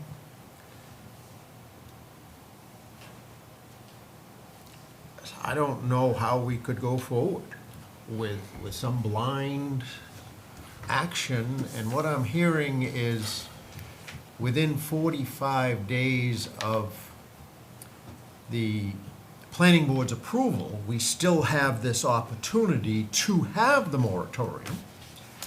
And it would make sense to me that instead of just calling it a moratorium, that you have some drafted language. If this council wants a moratorium, for crying out loud, you have 45 days after the approval, if it's approved. Let's get it right. Because that, to me, sounds like another trip around the comprehensive plan. That you voted for a comprehensive plan, and it doesn't line up with the rules that got us in this mess in the first place. So let's not make two messes here. If you're gonna have a moratorium, let's get some language from the meeting that we heard tonight. You still have your 45 days.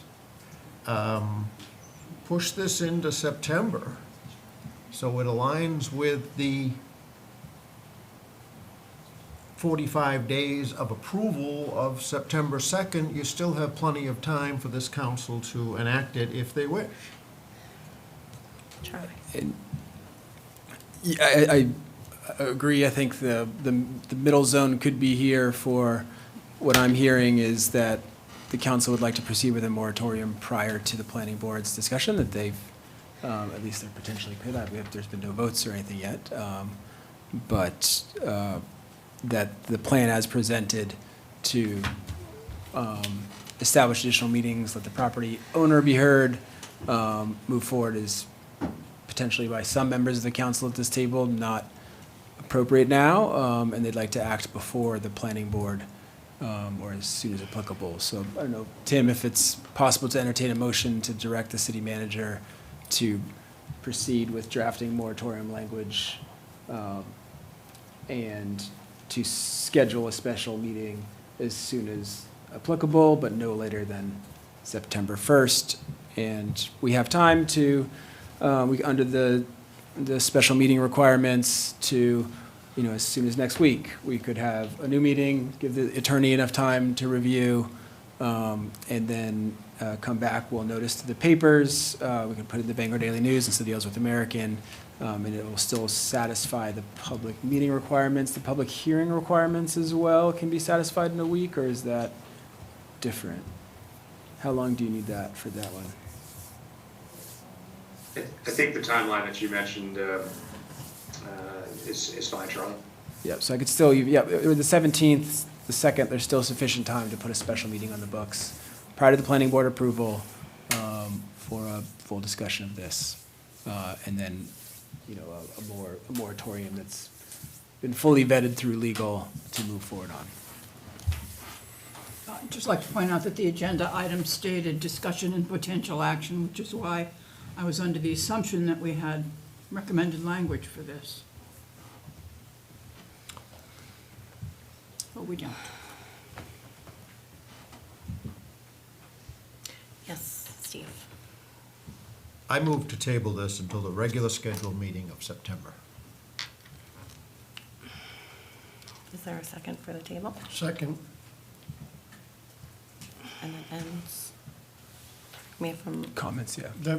No, Does- I will not support that. I believe after the 2nd, you have council comments, or the councilors can, Does tabling shut it? No, it doesn't shut it down. after the vote, it would, yeah, After the vote, it would. Okay, so any comments then from council on the motion to table. on the motion to table? Councilor Shane? This way, we can revisit it, okay? And we'll, amongst us, legal, city manager, staff, councilors can have a proper motion to get it right. Okay? I will note that I asked it to be a regular scheduled meeting for September. It lines up with everything going on. We don't need a special meeting. It gives the planning board the time to do their thing, and it gives the legal time to do their thing, and put it on the September regular scheduled meeting, and you'll have a full council. That's why I'm making that motion. It's not eliminating anybody's opportunity. It's just an opportunity. We don't need a special meeting for this if it's all lined up accordingly. And if the approval doesn't happen at the planning board, you can still press forward with this. It's a Right. September regular meeting. All right, there's a motion and a second. You already have that? Okay, so all in favor? Okay, all against, sorry, I'm sorry.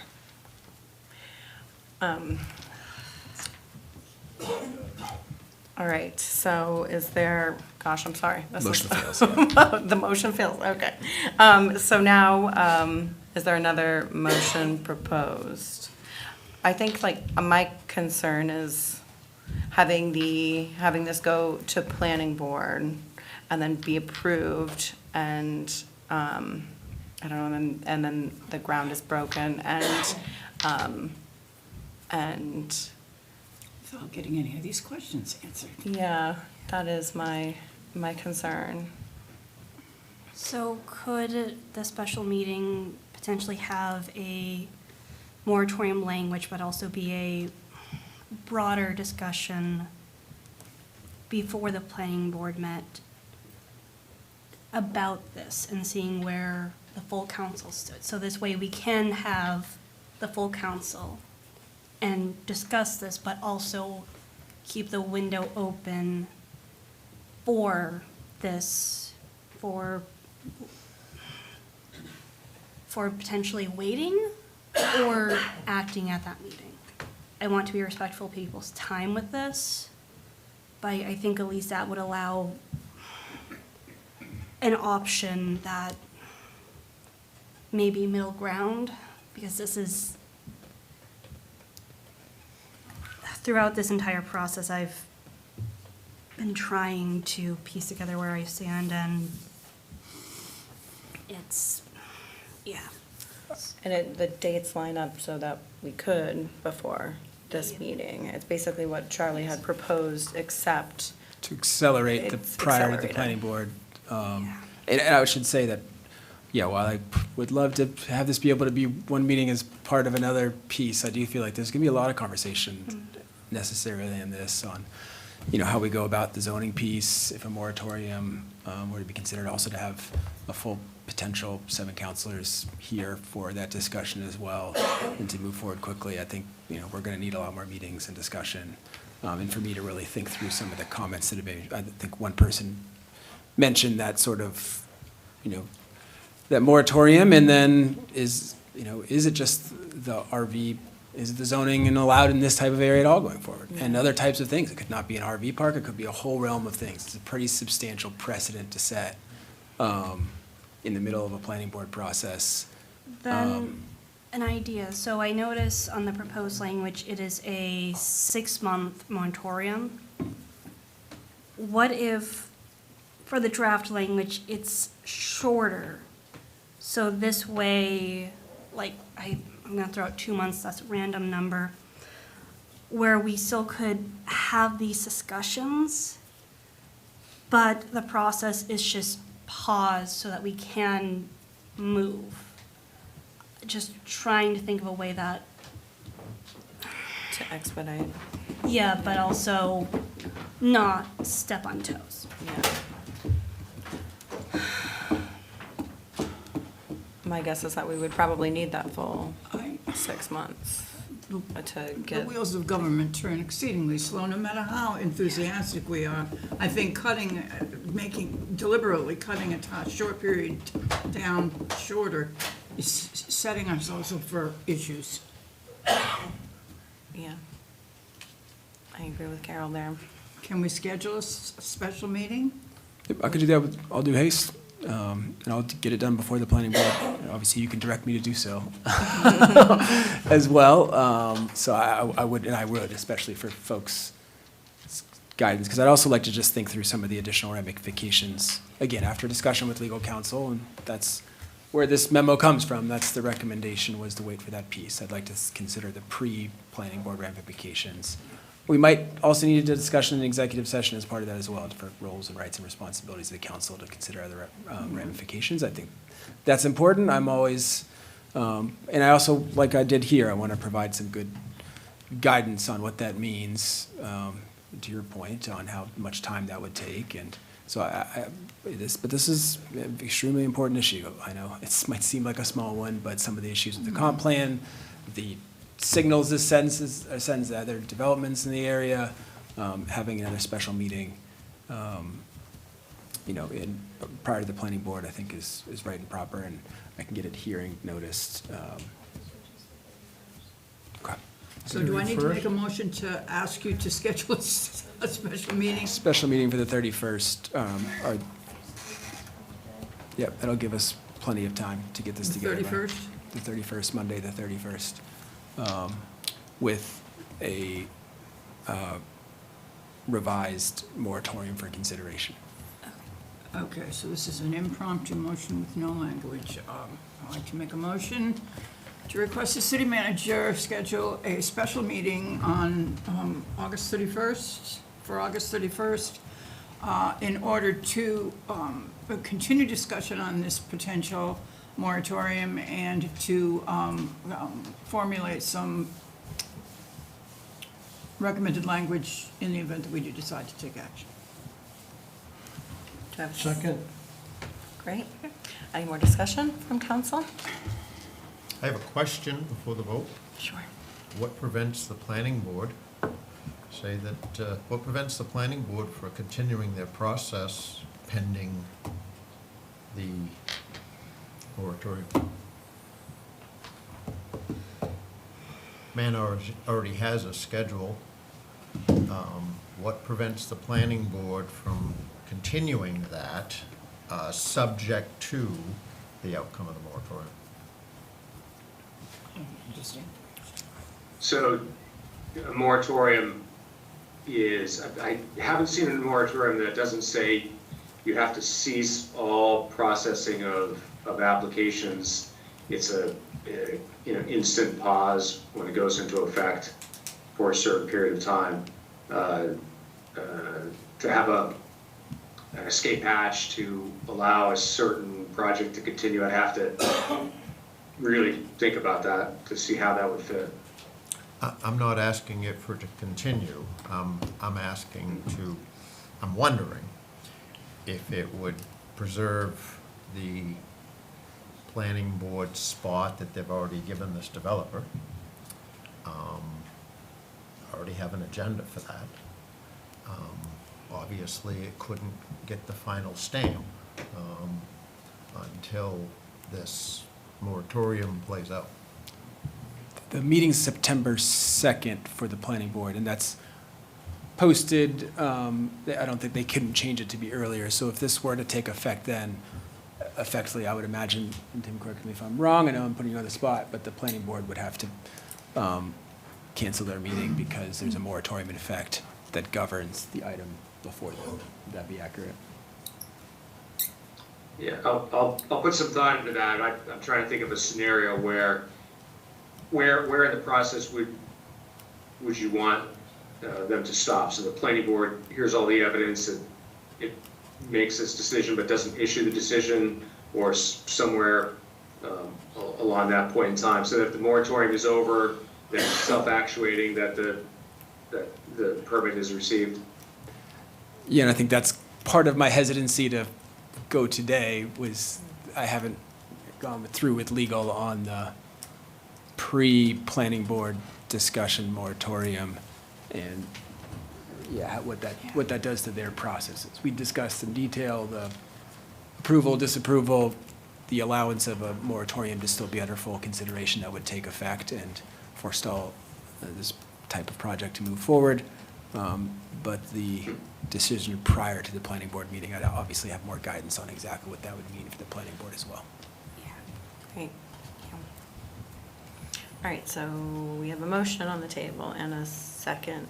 Any more discussion? No, I don't think we did. All right, so all in favor? And all opposed? All right, 4-1. Motion passes. And I'll post as many things as quickly as possible Okay. so that folks have guidance. Thank you, Charlie. All right, and thanks again for everyone that came out tonight, and sorry, but we'll see you again soon. All right, moving along to agenda item number 13. I'll let everybody file out here. One second. Thank you, good night, guys.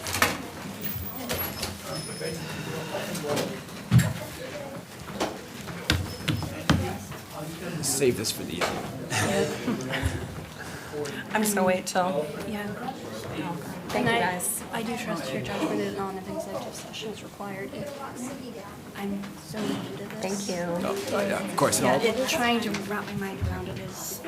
Yeah, this is a tough one. Really a good conversation and work with Tim and thank you, Kelly.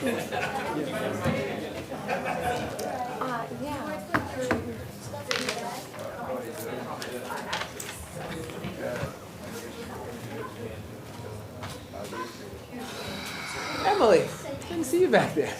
Wow, it's a whole different group in here. Thank you. All right. Sue's here too. Okay, so, Wait a minute, we can't hear. Roddy. Roddy needs to come in here. This is his deal. okay, so we're gonna move on to council order number 082602, the city seal update. Charlie, is there anything you wanna say? You wanna go right over to Roddy? I think I'll send it right over to Roddy. I know we had a great discussion at the workshop on this, some positive forward momentum. Roddy was able to be here for that discussion, so he's kind of hybrided, I don't know if that made a hybrid of. Hibernated. He hibernated on it for a bit, and now he's kind of made a hybrid of Councilor Smith, or Councilor Martineau's incredible memo on the seal, the task force, and then also some of the RFP stuff, so. Yeah. Roddy Erlenbach, Director of Parks, Recreation, and Facilities, and pleased to hear that hybrid is now a verb. Yeah, so just a little bit of background on the project. When I came in the employ of the city last year, this project was kind of already underway. The plan at that time was to work with the UMaine Composites Lab to research replacing the existing seal with a 3D printed model. Like I said, that work was underway prior to my arrival. I kind of picked it up and went with it. Over the course of the fall, we attempted to provide the composites lab with a detailed scan so they could print out the mesh and offer us some guidance on the best means of producing or reproducing the seal with a 3D printed replica. Over the course of the winter, our contact there moved on. He's no longer in the employ of the university. The gentleman they put in his place to be our contact has been less than communicative, so the project kind of had the brakes pumped pretty hard.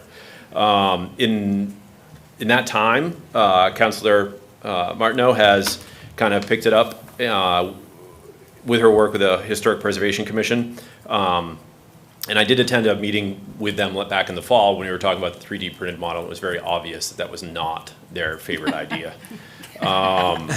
So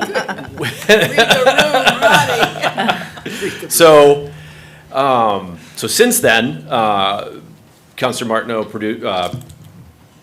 produced the memo for the workshop and kind of has taken this on.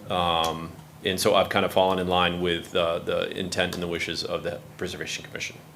So I used the document that she created to guide the composition of an RFP. And then I produced the memo that's all in front of you in the packet. So just a really, really super high level overview.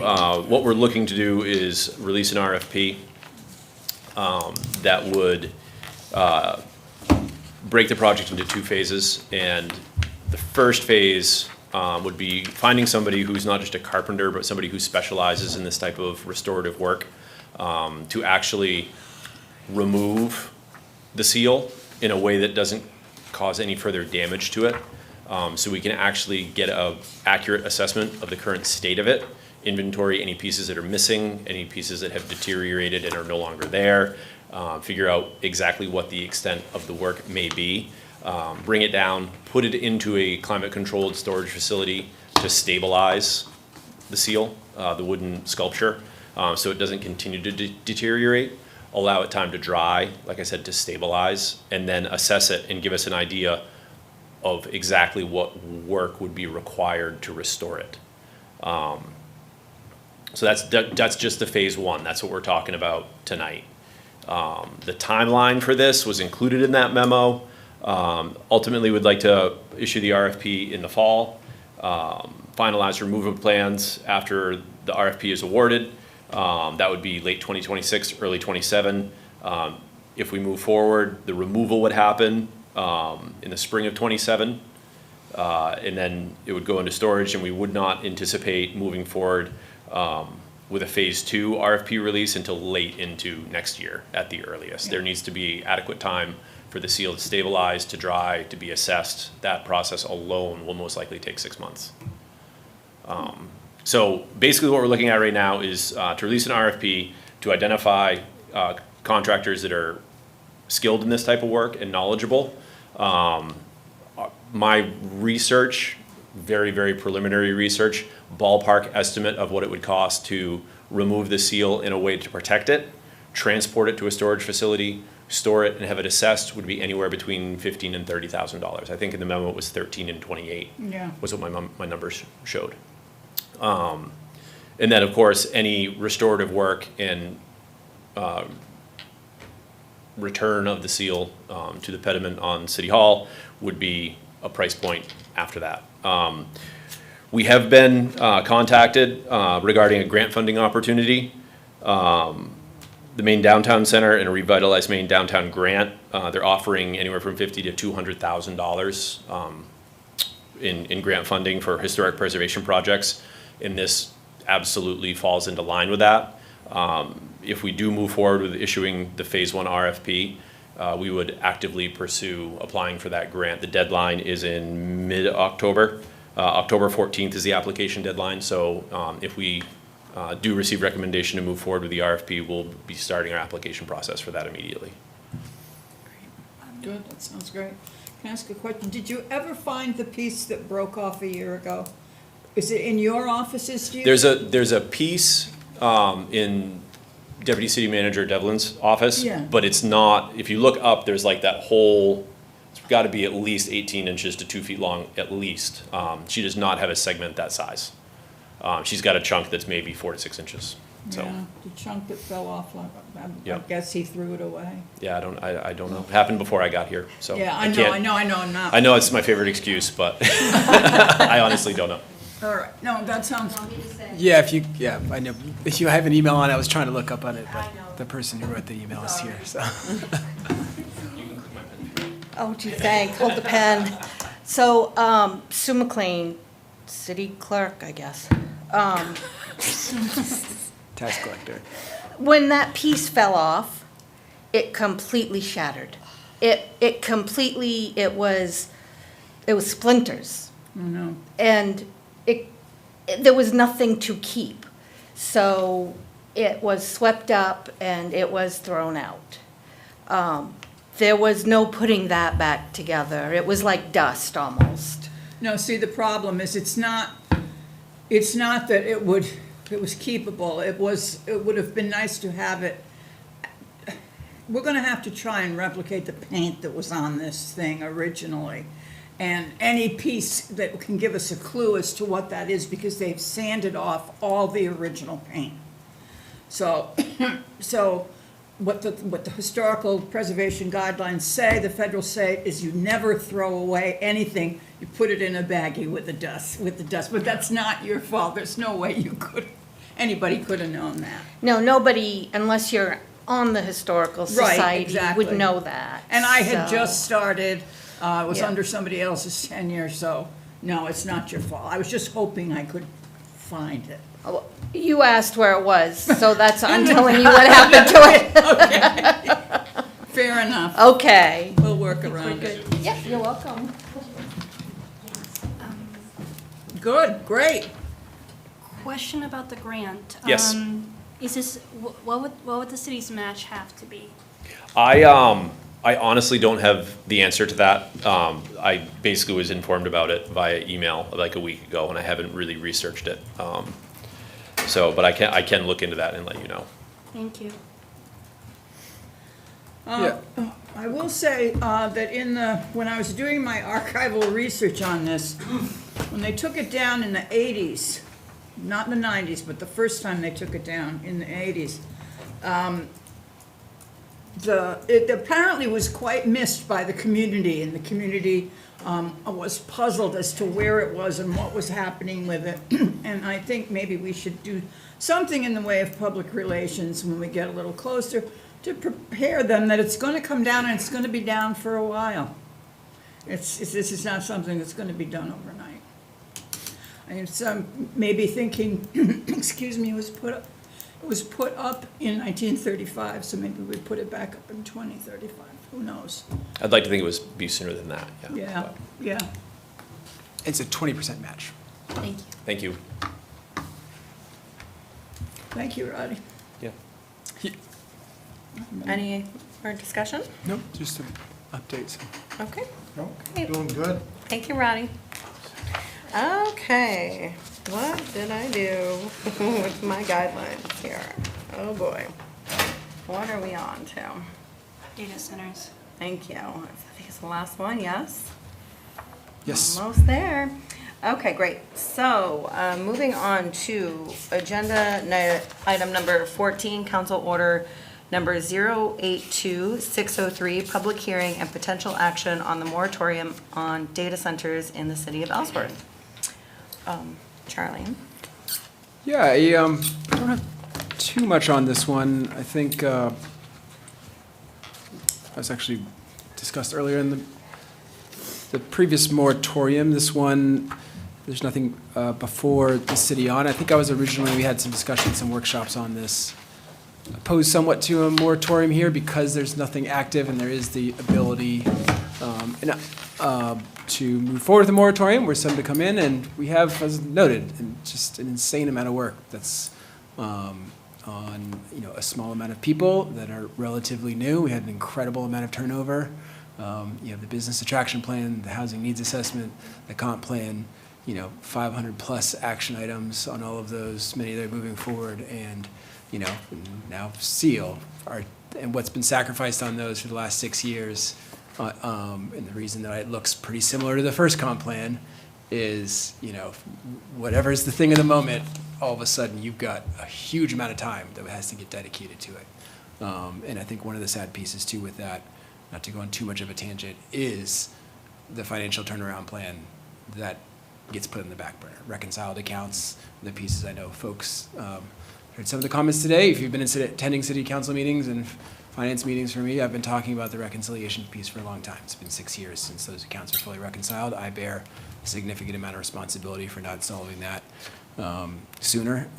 Chris, we got a new finance director in that's laser focused on it, and I need to get, that's priority one in the matrix. So other pieces, I'm trying to be wary on like what has to drop and how do we keep that thing center of mind. But this one I do feel after talking more, and especially I think there's a public transparency. I think we can turn this around pretty quick. Other cities and towns are already reviewing this, so it'll be very modern, applicable language to move forward to. This isn't too niche, so I think we can move forward. And I think it's really, for me, it's important while I know and while insiders know that, unless it's a data center the size of a GameStop, it's going to require planning board to review. There's no secret deals that can get made. But there is that feeling in the community elsewhere. This is, that they've seen that happen around the country, and that we put together a robust process if a data center was to be proposed that there's appropriate safeguards and mechanisms in place that will dictate that process. I think actually some of the discussion relative to the moratorium on RV parks and community input and requirements on something of that, I would want to be as robust as possible to make sure that the community has their say in something like this. We have reviewed the moratorium language with legal. Actually, this was, we didn't quite get it in. We actually had it prepared for the last meeting, but as with all things, it became a very surprisingly busy spring and early summer with items that consumed an insane amount of time of city staff that were not relative to the work plans for the year. So I apologize that didn't get on last month. But legal counsel's reviewed the moratorium. I think we can move pretty quickly with our planning teams and legal to get this into effect. Or at least proposed and probably workshopped once, maybe twice during that time frame.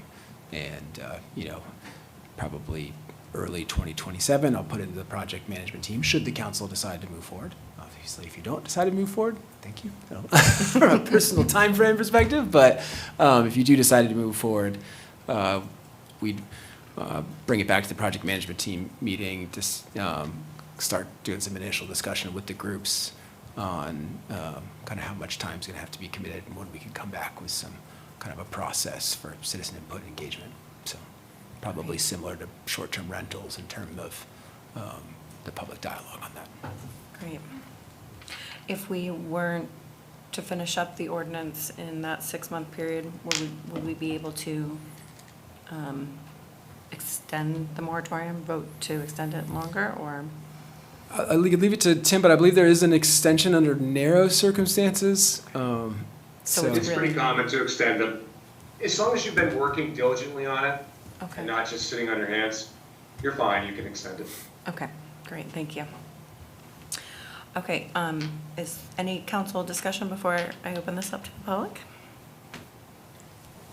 I'll let the public speak first. Let the public speak. All right. So this is a this matter is noticed as a public hearing, so I will open the public hearing.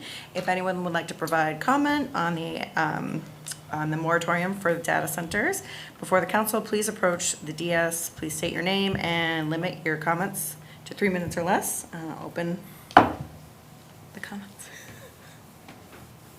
Thank you.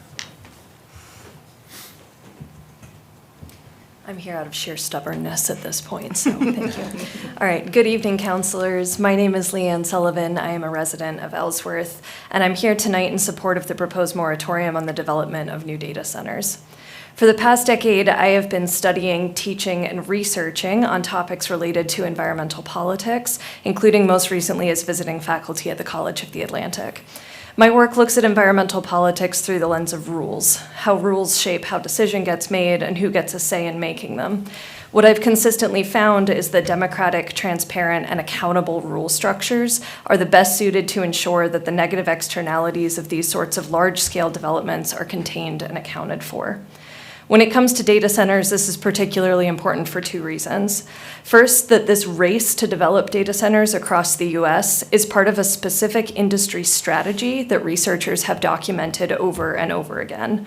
In this strategy, developers seek to advance large, high-stakes projects through opaque processes defined by urgency and closed-door meetings.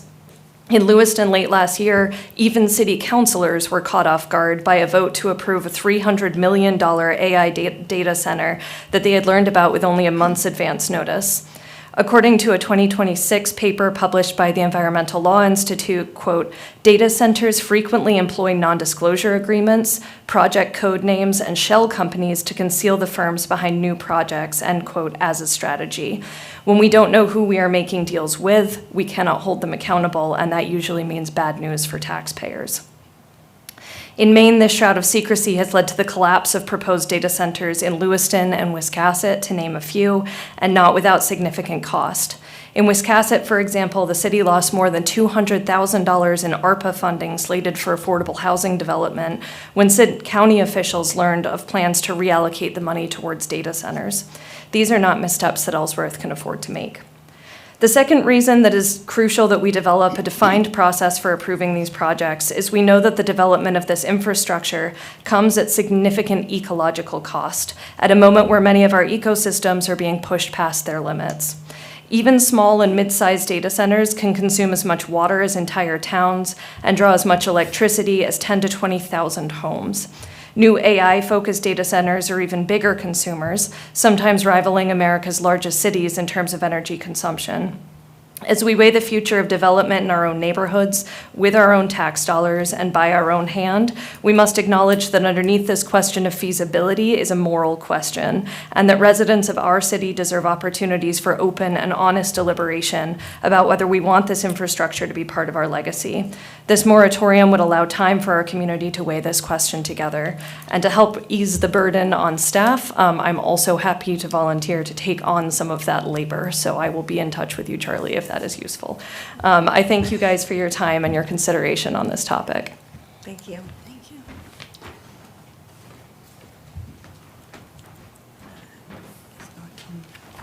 Hi, Kelly Brack again, sticking around.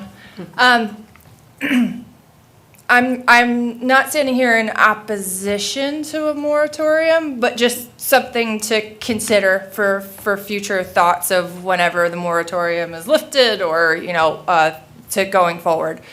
So I haven't done as much research as this lovely lady, but I do know that there has been a huge effort in terms of data centers to be self-sustaining in their energy use. So, for example, GE Bangor creates gas-powered turbines. They are expanding significantly in order to meet the need of data centers across the nation and across the world. We in Maine are sort of uniquely positioned that this expansion of GE Bangor, we could potentially take on some of those people as residents in Ellsworth. So the expansion of GE in Bangor could benefit the city of Ellsworth in the future as, commuters. Some of my family members are some of them. So just something to consider, that there is sort of like both sides of this issue, and Ellsworth could stand to benefit economically from, GE Bangor's assistance of data centers.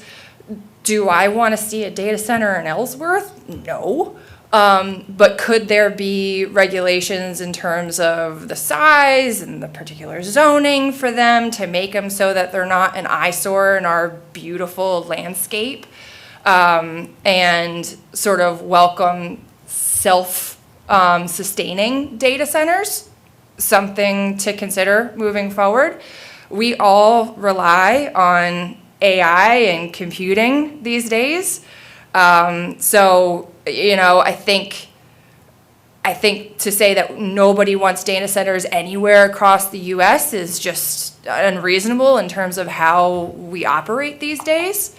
I want to see them going up into space with SpaceX, but, that's going to take a while to get there, and our computing needs are now.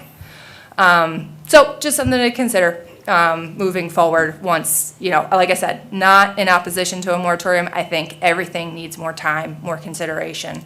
But perhaps some of those things can be considered when this particular moratorium is worked on and lifted in the end. Thank you. Thank you.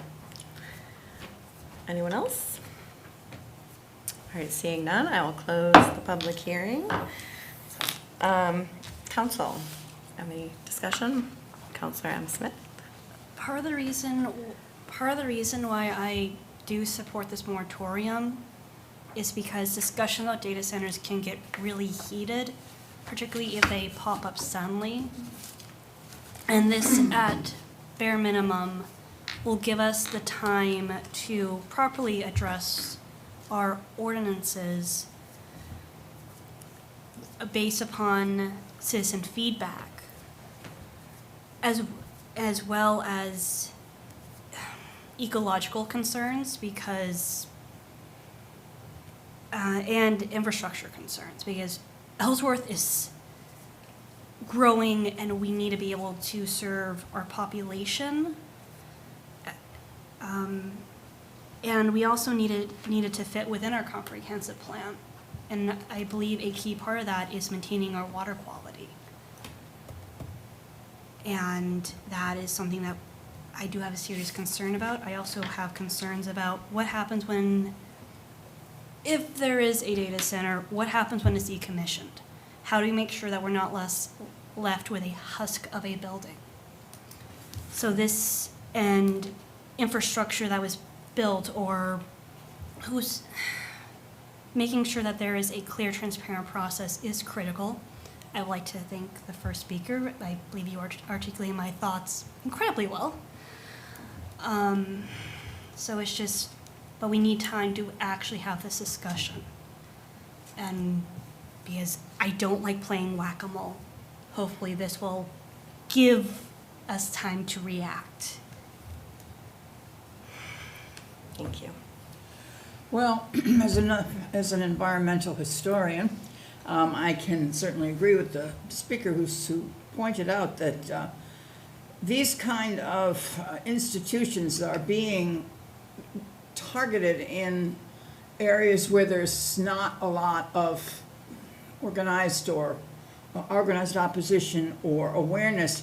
I've been following some watchdog groups, and there was an AI-driven data center that just opened up in rural Louisiana that meets those criteria. That this community was small and it was just overwhelmed, and I wouldn't want to see that happen here. However, you can't deny the fact that for Ellsworth,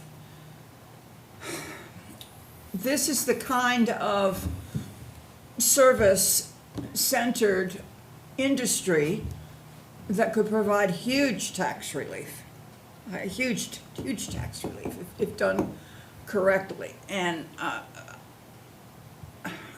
it grieves me to have to say that because they are an environment nightmare.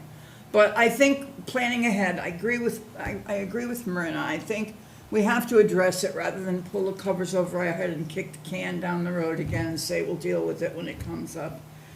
To see exactly what we're up against, exactly what we could be facing should we get a proposal for a data center.